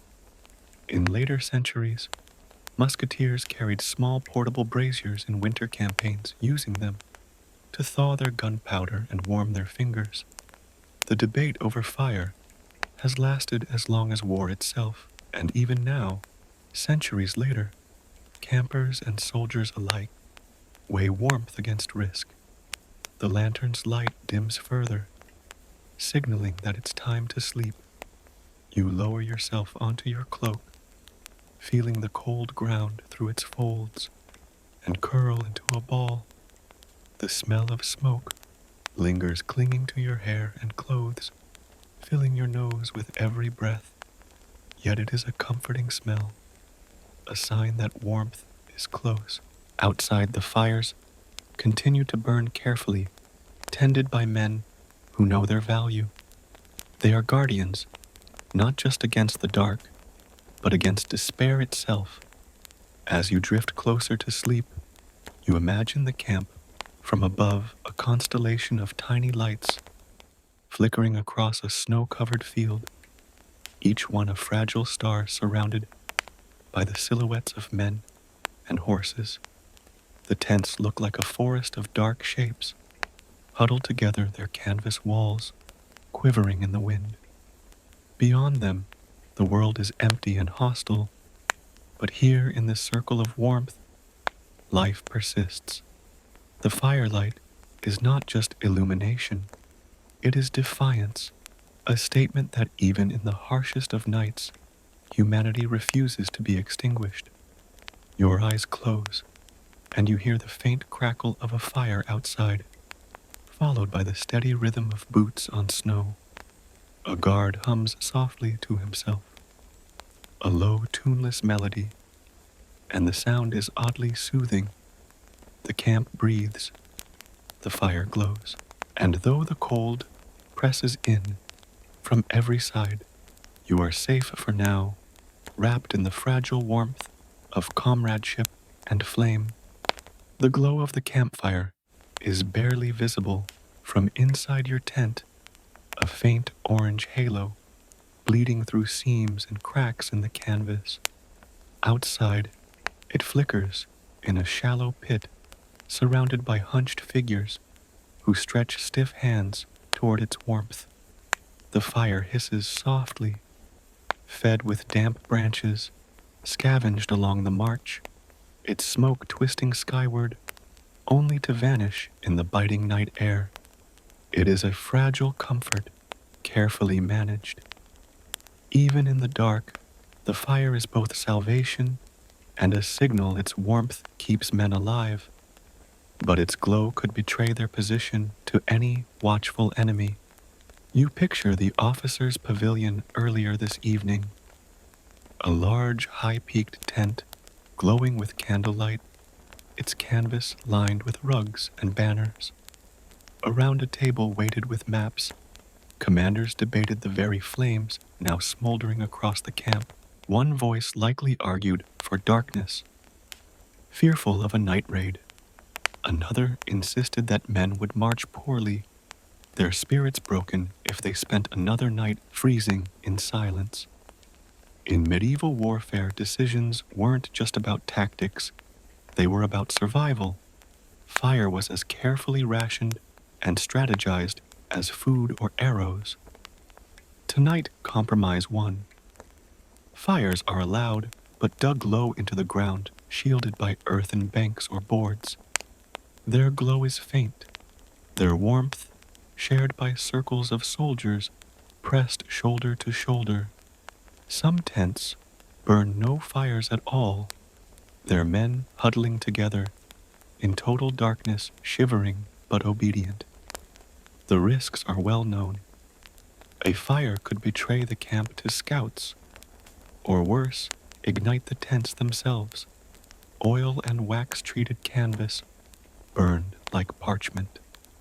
Stories circulate of camps turned to infernos in minutes, soldiers fleeing barefoot through snow as panicked horses tore through collapsing rows of flame. Yet fire is too important to ban entirely in winters like these. Frostbite and exhaustion could kill as efficiently as any sword. Men have frozen to death in their cloaks, discovered at dawn, curled like children, their faces dusted with frost. Veteran soldiers remember such nights vividly, and their stories haunt campfire whispers. Fire is both enemy and ally, feared but revered. Even now, guards patrol with buckets of water, their eyes scanning for stray sparks. Firekeepers sit vigil as carefully as sentries, tending coals with quiet devotion. The army itself is alive with this rhythm. The steady tread of guards' boots, the soft hum of ropes in the wind, the crackle of wood from hidden pits. From above, the camp would look like a constellation scattered across a dark field, tiny suns glowing in icy hollows. Beyond the perimeter lies silence, hostile and empty, but here there is warmth. Men crouch close to the flames, their faces glowing red and gold, their laughter faint but real. A fire is more than heat. It is a beacon of morale. It draws comrades together, transforming misery into camaraderie for a few brief hours. In this tent, the air is heavy with smoke, clinging to your cloak and hair. That smell follows every soldier. It seeps into fabric and gear until it becomes part of your identity. You can sense it even in your dreams, a reminder of every camp you've built, every night endured. The fire outside is small, its light hidden from enemies, but you know it is there. Without it, this camp would be little more than a graveyard waiting for dawn. Commanders understood this balance well. Chronicles from the Crusades describe elaborate systems to hide flames, fires dug into trenches, smoke filtered through brush tents, pitched in defensive rings to shield their glow. The Teutonic knights in the Baltic built fire pits so deep that only their warmth, not their light, escaped. In France and England, armies rationed firewood as carefully as grain, stripping forests bare days in advance. Even in ancient Rome, legionaries carried their own iron fire grates, symbols of discipline and engineering. Fire has always been a weapon in its own right, used to keep men alive or lure enemies into traps. You glance toward your lantern, its flame dim but steady. Even here indoors, caution is second nature. The wick is trimmed low, its glow soft enough not to draw attention. Shadows ripple across the tent walls, mimicking the movement of sentries outside. The canvas smells faintly of charred resin and wax its surface darkened by years of smoke.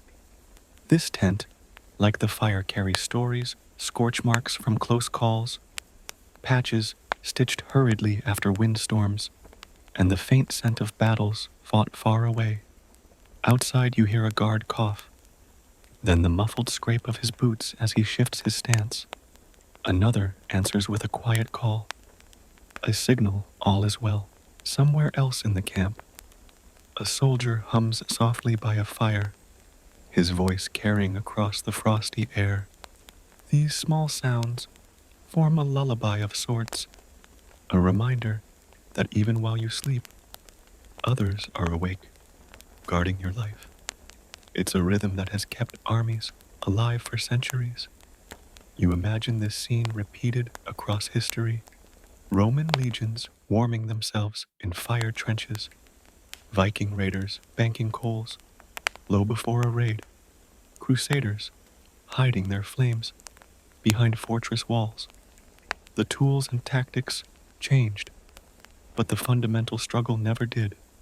Fire was both shield and sword, a comfort and a liability. It was a reminder of human fragility, how something so simple could mean survival or disaster. The lantern flickers again, and you pull your cloak tighter, curling yourself into a ball against the cold. Outside, the wind carries the smell of smoke, wood, and snow. You picture the camp from above one last time, a frozen field dotted with tiny embers, a living city of warriors sleeping under canvas roofs. Each flame represents hope, warmth, and stubborn defiance. Even here, with danger pressing in from every side, the fires still burn.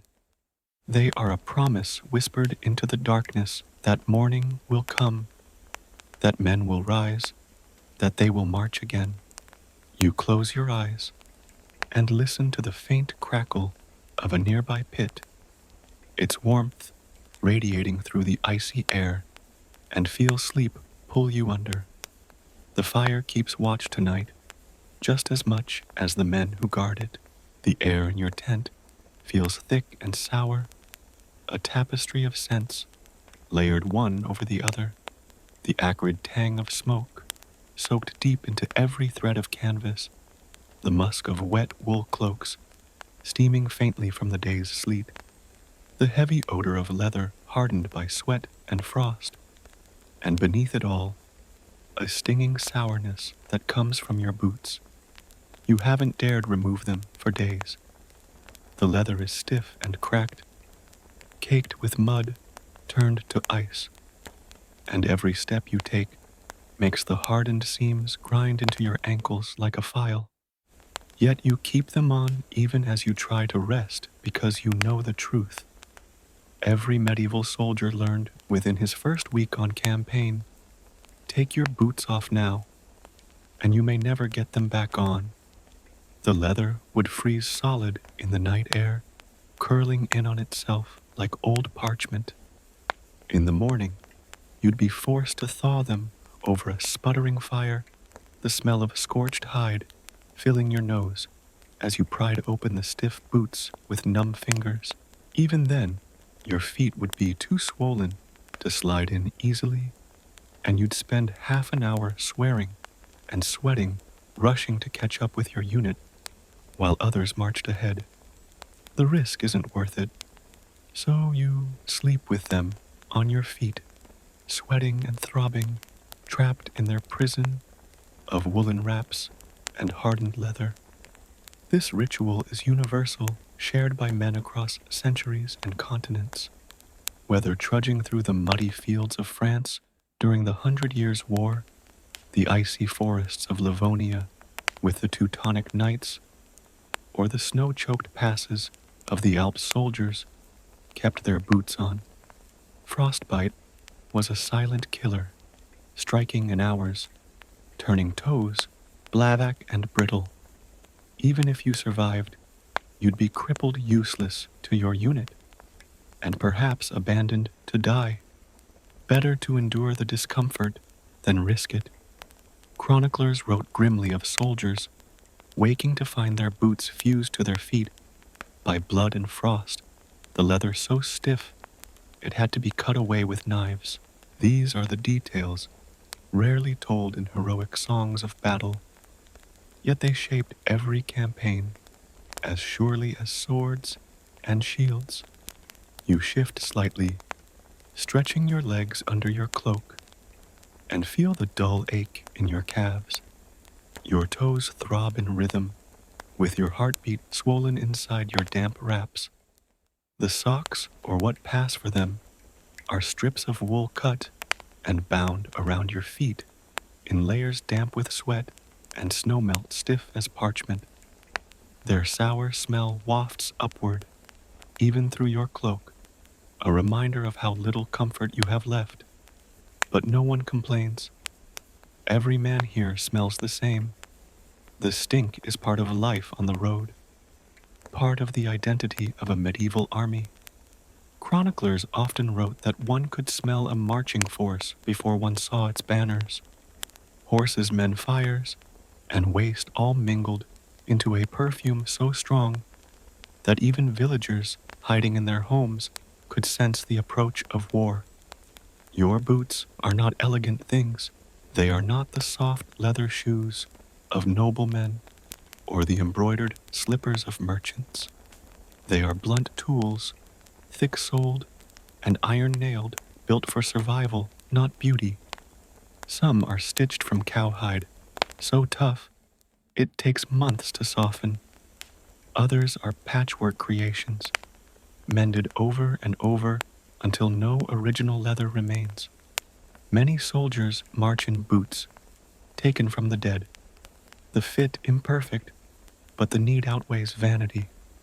Archaeological finds from medieval battlefields often include boots with soles hammered flat by endless marching nails, worn to stubs and seams frayed beyond repair. Soldiers walked hundreds of miles in gear that would make a modern hiker weep, and yet they endured. The tent around you groans softly as the wind presses against its canvas walls. You pull your cloak tighter, but the draft still finds your ankles. The cold makes every joint ache, and your feet feel swollen as if the leather itself is shrinking around them. Across from you, one of your comrades is tugging at his bootlaces, muttering curses under his breath. He manages to loosen them enough to wiggle his toes, sighing in relief. But he doesn't dare pull the boots off completely. Everyone knows the rules. Even the younger recruits, those who came to war wide-eyed and hopeful, quickly learned that warmth meant survival. Lice are next the camp's other constant companions. You scratch absently at your collar, feeling the familiar irritation beneath your neck. The itching never stops. It's worse in winter, when layers of wool and linen create perfect hiding places for these tiny invaders. No one escapes them. Not knights in their silk-lined surcoats, not kings in their velvet tents. Lice are equalizers crawling over rich and poor alike, burrowing into seams, hiding in the padded layers of gambesons and cloaks. Soldiers joke about them, constantly giving them names, racing them along their sleeves to pass the time. Better company than most commanders, one man quips. and laughter ripples through the tent. It's dark humor, but laughter is rare enough that men treasure it wherever they find it. Medieval combs, recovered by archaeologists made of bone or wood, often double-sided, are filled with the fossilized remains of nits. These combs were as valuable as daggers carried in pouches and used religiously even on campaign, yet no amount of combing can rid a man of lice completely. They live in the seams of clothing, in bedding, even in the linings of helmets. Some soldiers shave their heads to slow the infestation, but it's a losing battle. The lice always come back. They travel with armies, spreading faster than scouts, and are carried home by survivors to their villages where they spread again. The irritation is constant, driving some men to distraction. You've seen soldiers stripped down at a rest stop, holding their tunics over fires to kill lice in the seams, laughing as the insects popped in the heat. Others simply scratch until they bleed, leaving trails of red lines down their arms and backs. The habit is so ingrained that men do it in their sleep, their hands moving unconsciously, fingernails raking skin raw. In the flickering lantern light, the movement of scratching becomes part of the camp's rhythm. The creak of leather, the whisper of straw under shifting bodies, the soft rasp of nails against skin. Lice are more than an annoyance. Historians now know that they carry deadly diseases like typhus, which could devastate an army long before a battle was fought. Chroniclers described mysterious fevers that swept through camps, killing men faster than enemy arrows, leaving behind a smell of sickness so heavy it clung to the soil for weeks. Some called it camp fever, others war plague. But the truth was simpler. Tiny parasites carried death between soldiers, silently, invisibly. A single infected man could doom hundreds. You roll onto your side, tugging your cloak around your face, and catch the smell of sickness in the air. Someone in the tent has a cough, a deep, wet rattle that echoes in the cramped space. The sound makes your skin crawl, not because of fear, but because you've heard it before. Illness spreads faster than warmth in tents like this. There is no isolation, no true cleanliness, no escape. Soldiers know it instinctively, even if they don't understand the science. They sense when sickness stalks the camp, in the way men grow quiet, in the hollow sound of their coughs, in the smell of fever sweat mingling with damp wool. Herbs are your only defense. Soldiers carry rosemary, lavender, thyme, dried sprigs tied with twine, or tucked into pouches meant to mask odors or ward off disease. Some crush the herbs into their bedding, filling the tent with a faint medicinal sweetness that lingers even under layers of smoke. Others hang garlic from the entrance, believing it keeps evil spirits away. The result is a strange perfume that clings to medieval camps, wood smoke and sweat dung, and herbs, death and life all mingled together. A chronicler of the Crusades once wrote that he could smell the army of Christendom for a league before I reached it, and he wasn't exaggerating. For many soldiers, alcohol became another shield. Wine, ale, or strong spirits were believed to burn out sickness, though drunkenness often left camps more vulnerable. Men would drink themselves warm at night, only to wake colder and weaker. Still, drink was morale as much as medicine. It dulled pain, softened fear, and made the coughing, itching, and misery easier to ignore. In some armies, men were given daily rations of beer or wine. In others, they scavenged or bought drink from camp followers. The smell of sour ale often mingled with the herbal scents, creating an atmosphere that was both festive and fetid, a reminder that life and suffering coexisted here in strange harmony. You scratch again this time at your sleeve and feel a small hard speck between your fingers.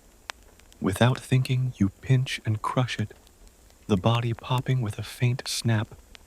It is an oddly satisfying sound, a tiny act of victory in a life full of discomfort.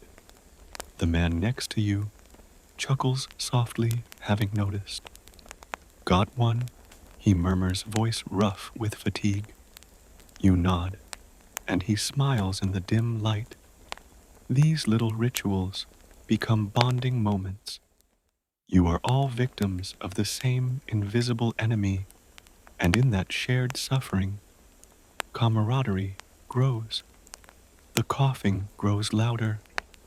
You glance toward the sound and see a man sitting upright, wrapped tightly in his cloak, sweat shining faintly on his brow despite the cold.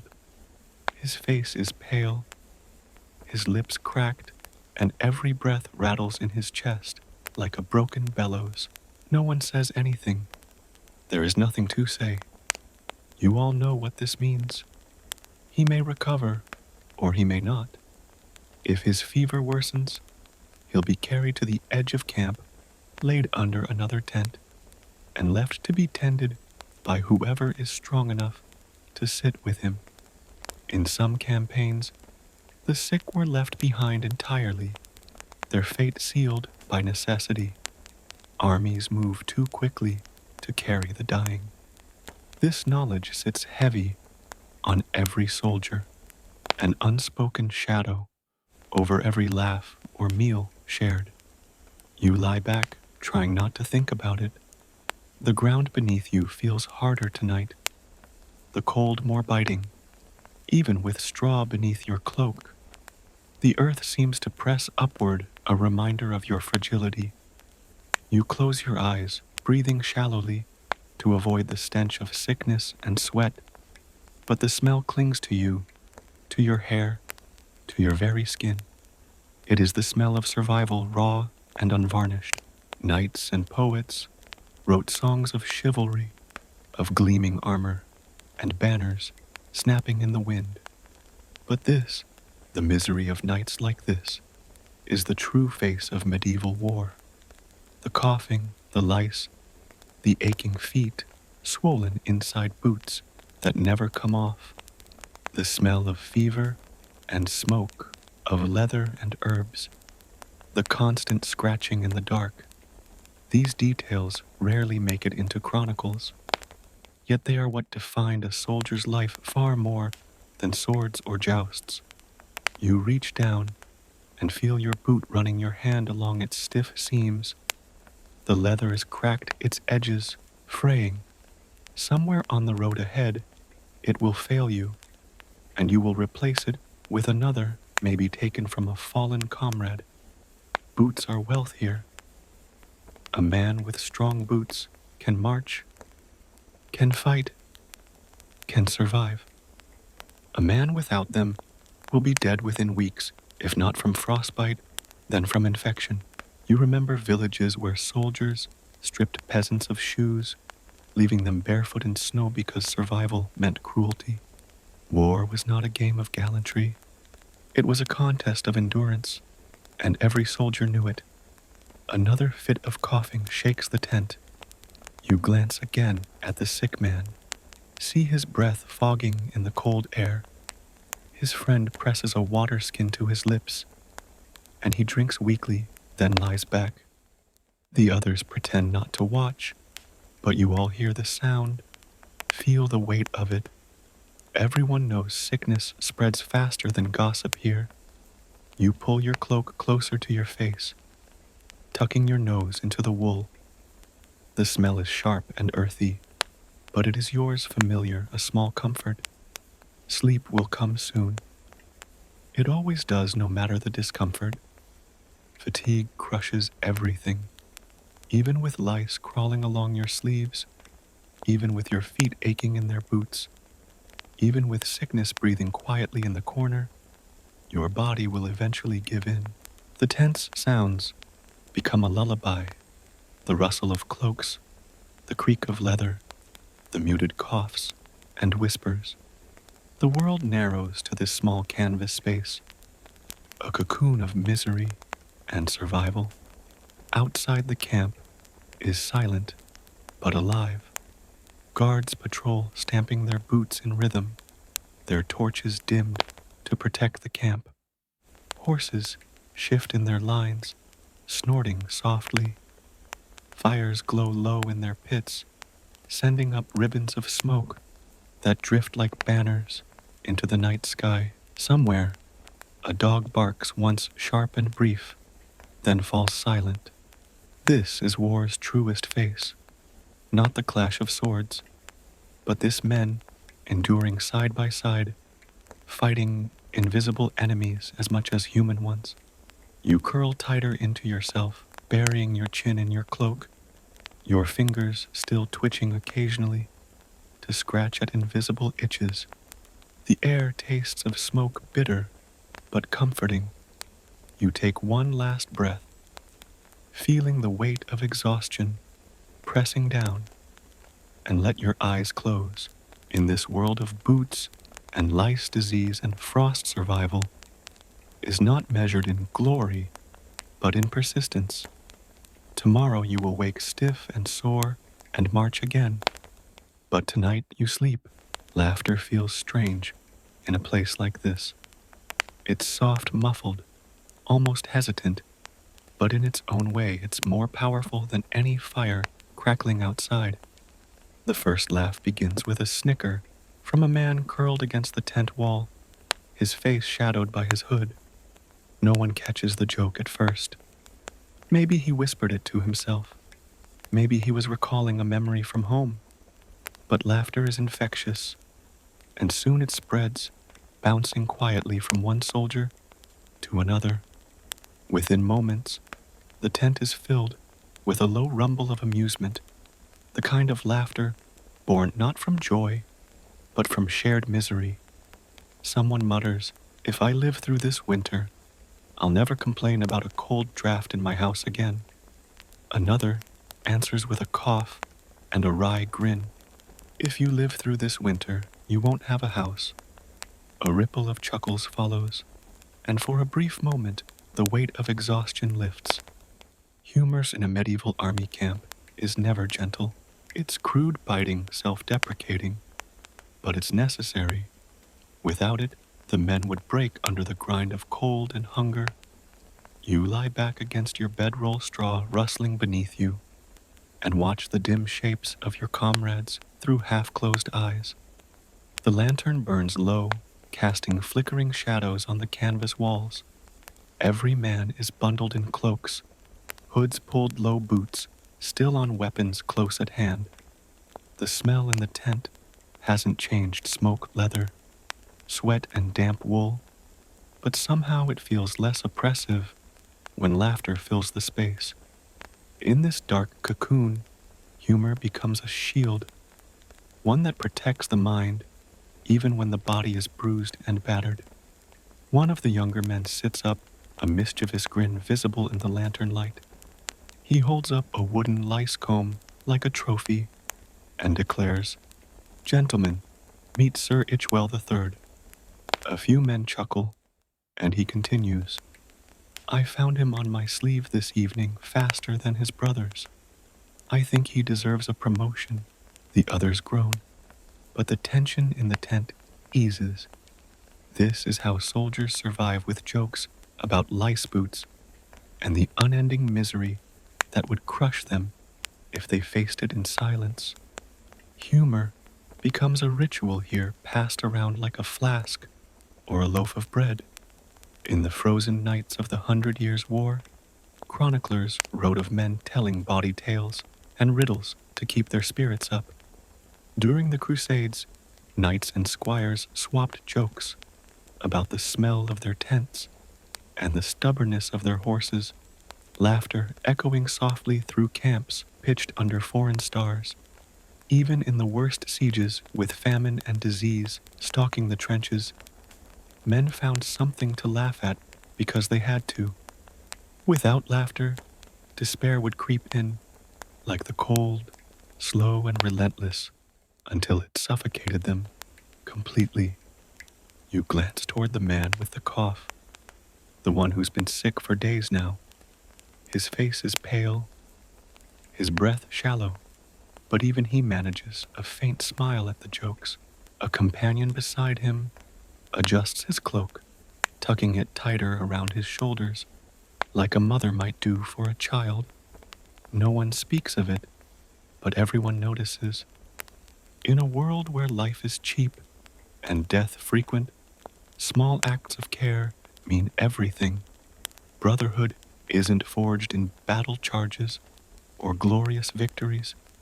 It's built here in the quiet misery of nights like this, where men look out for one another simply because no one else will.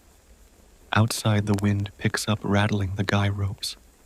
Snow drifts against the sides of the tent, making a faint hissing sound as flakes slide down the canvas. The laughter fades, replaced by the soft murmur of conversation. A man begins humming a tune, a simple melody from his village, and soon others join in their voices, low and steady. It isn't polished singing, it's raw and broken, some voices cracking from fatigue, but the harmony is strangely beautiful. Music, like laughter, is a balm. It reminds you of hearths and home, of festivals and church bells, of lives paused for war but not forgotten. Soldiers carry songs the way they carry swords, passing them down through generations.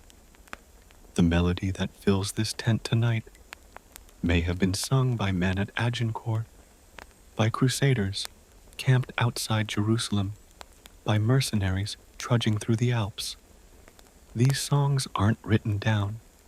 They live only in memory, stitched together by countless voices over centuries.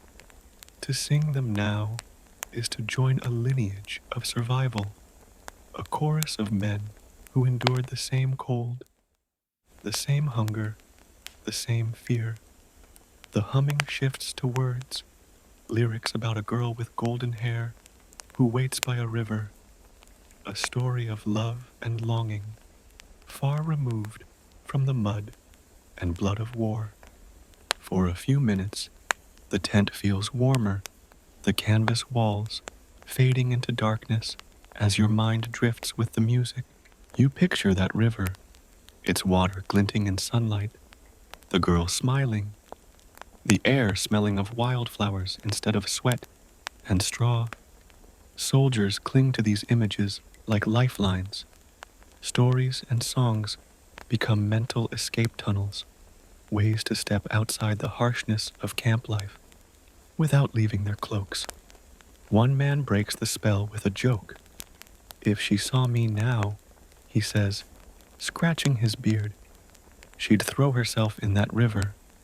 Laughter ripples through the group again, but it's softer this time, like embers glowing after a fire dies down. Humor and longing often walk hand in hand here. The men tease each other about sweethearts they left behind, about meals they'll never taste again, about beds softer than straw.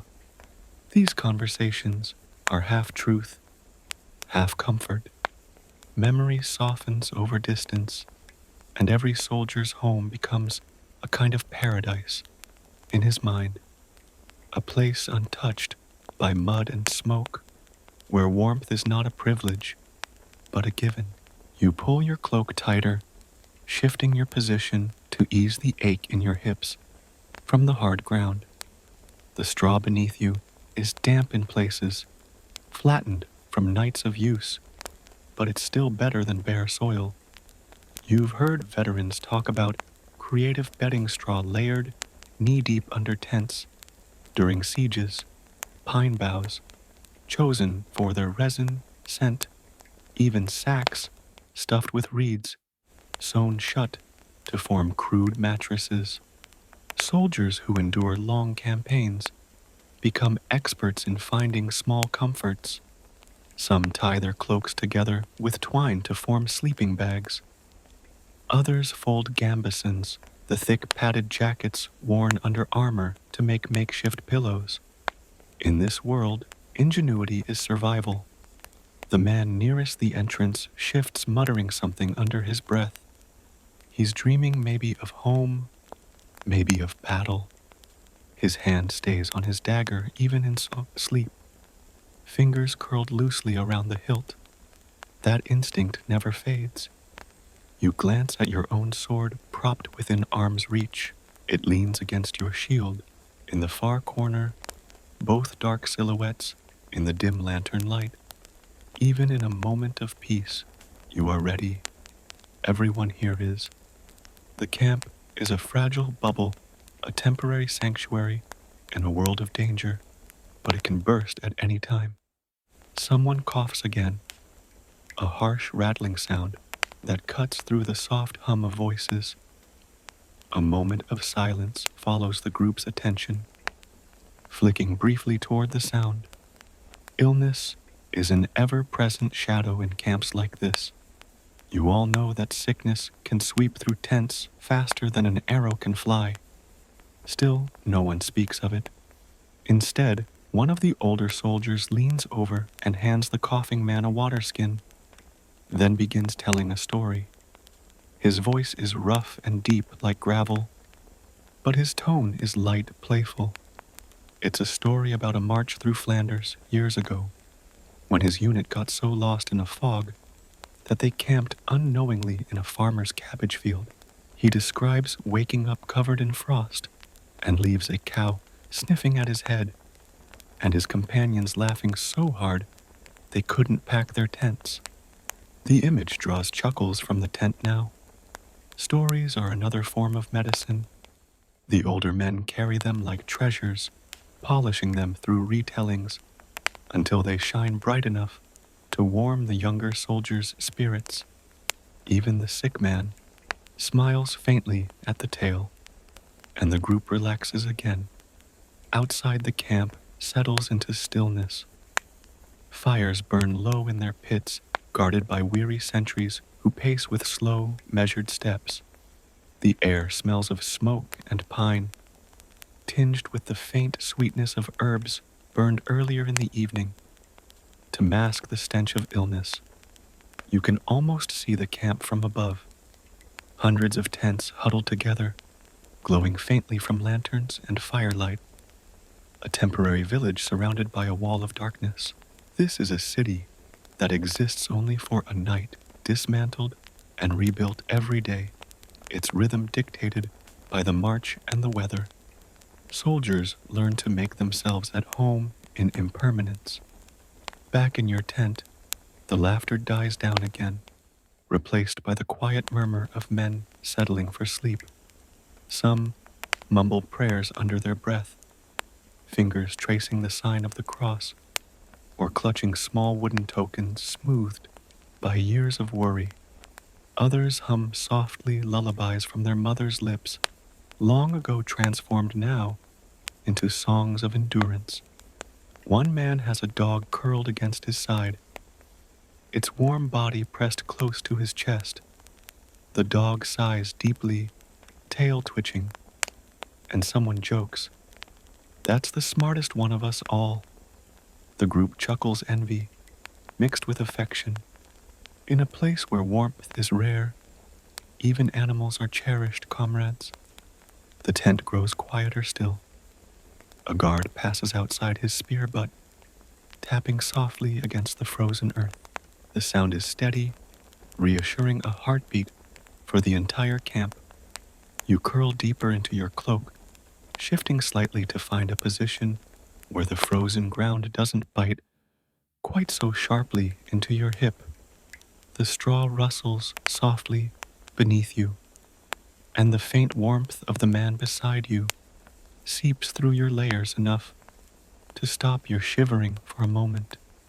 This closeness, once awkward, has become a comfort. In the dark, everyone is simply a bundle of warmth, an ally in a world that wants you dead. As sleep begins to tug at your eyelids, you think of the contrast between this life and the one left behind. Home feels distant, like a dream you once had but can't fully recall. There were beds with blankets, fires that burned all night, meals that filled your belly. Those luxuries are hard to imagine now. Instead, you measure comfort in smaller ways. A warm spot near a fire, a story that makes you laugh, a song that carries your mind somewhere softer. This is the hidden side of medieval war. Not just battles and banners, but the fragile humanity that soldiers cling to in the midst of suffering. Brotherhood forged in mud and frost jokes, shared over lice and rations, songs hummed in the dark when words fail. It's in these quiet moments, half asleep under a sagging canvas roof, that you realize why men endure it all. Not for glory, not even for pay, but for each other. Because when everything else is stripped away, companionship is the only warmth that truly matters. The tent is nearly silent now. The lantern has been extinguished, leaving only the faint glow of embers outside. Shadows stretch long and soft across the canvas walls, and the breathing of your companions becomes the soundtrack of the night. A soft snore here, a quiet sigh there, a cough muffled by a cloak. It is strangely comforting, this symphony of survival. Each sound is proof that you are not alone. You close your eyes fully, letting exhaustion take hold. The scent of herbs lingers faintly in the air, a ghost of lavender and rosemary mixed with smoke. Somewhere far off, a horse stomps its hooves against frozen ground, and a guard hums softly to himself, a tune meant only to keep him awake. The camp breathes as one organism, men and beasts and fires and tents bound together by shared hardship. Your last thought before sleep is not of battle or glory, but of this moment, the warmth of the man pressed against your back, the dog curled against your feet, the faint sound of laughter still echoing like a memory in the dim space. Misery is constant, but so is humor, so is kindness. Even in the coldest, darkest nights of medieval war, humanity persists fragile, yet unbreakable. The wind outside the tent moans, like a restless spirit tugging at the guy ropes and making the canvas tremble. Yet inside there's warmth, not just from cloaks or shared body heat, but from the invisible bond that has formed between men who faced misery side by side. It is a warmth that no fire can truly replicate. The stories told earlier still linger unspoken but alive, floating in the stale air, along with the faint smoke drifting from the fire pits outside. You lie there listening to the breathing of those around you and realize that these sounds are as comforting as a lullaby. One of the men stirs and whispers another joke, something about the lice being better fed than the soldiers themselves. Laughter ripples softly, but it's muffled like laughter shared in a library or a church. Humor has become sacred here, a fragile treasure guarded carefully. The men know that laughter can warm a spirit in ways that food or blankets can't. It's a weapon against despair just as vital as the swords leaning against the walls. The dog at the foot of the tent shifts in its sleep, giving a low, contented sigh. Its presence is oddly grounding, a reminder of home in a world where nothing feels secure. Someone reaches out a gloved hand to scratch behind its ears, and the dog leans into the touch without opening its eyes. A murmur of affection passes through the group, soft as a prayer. Even in war, kindness survives in small gestures like this: an extra scrap of bread tossed to a dog, a blanket edge shared with a shivering comrade, a water skin passed to someone too sick to ask. You pull your cloak tighter and roll onto your side, facing the dim lantern glow that filters faintly through the seams of the tent.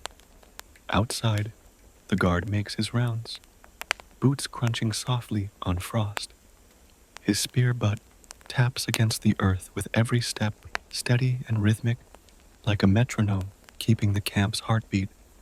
That sound is more than reassurance. It is proof that someone is awake, someone is watching. The camp breathes as a single organism, its life held together by countless small acts of vigilance and care. A man across from you begins humming again. It's the same melody from earlier, but slower now, almost like a lullaby. The hum vibrates softly through the tent, weaving its way between breaths and coughs. You close your eyes, picturing his face illuminated by a fire somewhere far away, singing this song to a child or a lover. War has stolen those moments, but the music carries them here, smuggling warmth into a place where warmth is rare. This is the quiet truth of life on campaign. Not every night is filled with fear or chaos. Most are like this: moments of exhausted camaraderie, whispered jokes and shared silence. Men become more than comrades. They become family bound by hardships that outsiders could never understand. In villages, families huddle around hearth fires. Here men huddle together, their shared suffering forging bonds, stronger than blood. You reach for your sword, resting your hand lightly on the hilt. It's habit, not fear. Every soldier sleeps this way. The weapon is warm under your palm, familiar, almost comforting. Its weight reminds you of your role. But tonight, for this brief moment, you are not a warrior. You are simply a man, seeking rest, surrounded by others doing the same. The sword is part of your life, but it does not define this moment. This moment belongs to the soft laughter, the steady breathing, the dog's twitching paws as it dreams. The guard outside coughs softly, and the sound carries through the camp, a gentle reminder that the world beyond your tent is cold and watchful. Somewhere far off, another soldier whistles to himself, a high, soft tune that barely rises above the wind. These sounds are like threads, holding the night together, weaving a tapestry of life despite the misery. Someone shifts closer to you in their sleep, their shoulder pressing against your back. You feel the warmth instantly and instinctively shift closer too. In a world where personal space has no meaning, warmth is shared freely. This closeness, once awkward, is now simply practical, even comforting. The fabric of your cloaks overlaps, trapping a little more heat between you. No one speaks, but everyone feels this quiet solidarity. Your thoughts drift toward home, but the memory is faint, like a half-remembered dream. Home feels distant, not just in miles, but in time. It belongs to another version of you, someone who has not yet seen this life. Now home is wherever you can find warmth, a fire pit, a tent corner, a laugh shared between friends. These things are enough to keep you going, step by step, march by march. The humming fades, replaced by deep breathing. The lantern outside sputters and dims. The tent feels heavier, like a cocoon. You can hear the faint sound of snow sliding off its roof, a soft sigh that blends with the murmurs of men settling deeper into their bedding. The world shrinks to this small circle of warmth, this tiny sanctuary of canvas and straw. You realize just before sleep claims you that these moments, fleeting, quiet, unremarkable, are the true heartbeat of history. Songs, battles, and kings will be remembered in chronicles, but these nights will not. And yet, they are the glue that holds armies together, the reason men endure the march, the cold, the danger. It is not glory that keeps them going. It is this, the shared misery, the laughter, the dog's sigh, the guard's steady footsteps, and the fragile sense of family, built one bitter night at a time. The fires outside have burned down to soft embers, now glowing faintly like watchful eyes in the darkness. The camp is quiet, save for the occasional crunch of a guard's boots or the soft key of a horse shifting in its tether. Inside the tents, men sleep curled tightly beneath cloaks, their faces shadowed, their hands resting on weapons out of habit. The air is heavy with the scent of wood smoke, wool, and damp earth, a mixture that clings to every memory of campaign life. This is the heartbeat of history, steady and patient, echoing through centuries. We've journeyed deep into that world tonight, tracing every detail, the stiff leather of boots, worn day and night, the relentless itch of lice that followed, soldiers like shadows, the bitter cough of illness, spreading in cramped shelters, and the constant struggle to balance warmth with danger. Yet amid the suffering, we found something deeply human: laughter, whispered in the dark songs, hummed to chase away despair. Small acts of kindness between men who had little but shared everything. These are the threads that stitched armies together long before strategy or banners could. History often remembers battles and kings, but it is nights like these that tell us who soldiers truly were. Cold, tired, and afraid, yet stubbornly alive, clinging to humor and companionship as fiercely as their swords. The medieval world was harsh, but in that harshness, resilience bloomed. As you drift off now, picture those distant embers glowing softly in the dark, holding back the vast winter night. Imagine the soft snores, the shifting of cloaks, the steady rhythm of a guard's spear tapping the frozen ground. You're safe here, warm in their company, and tomorrow's march is still far away. Sleep well,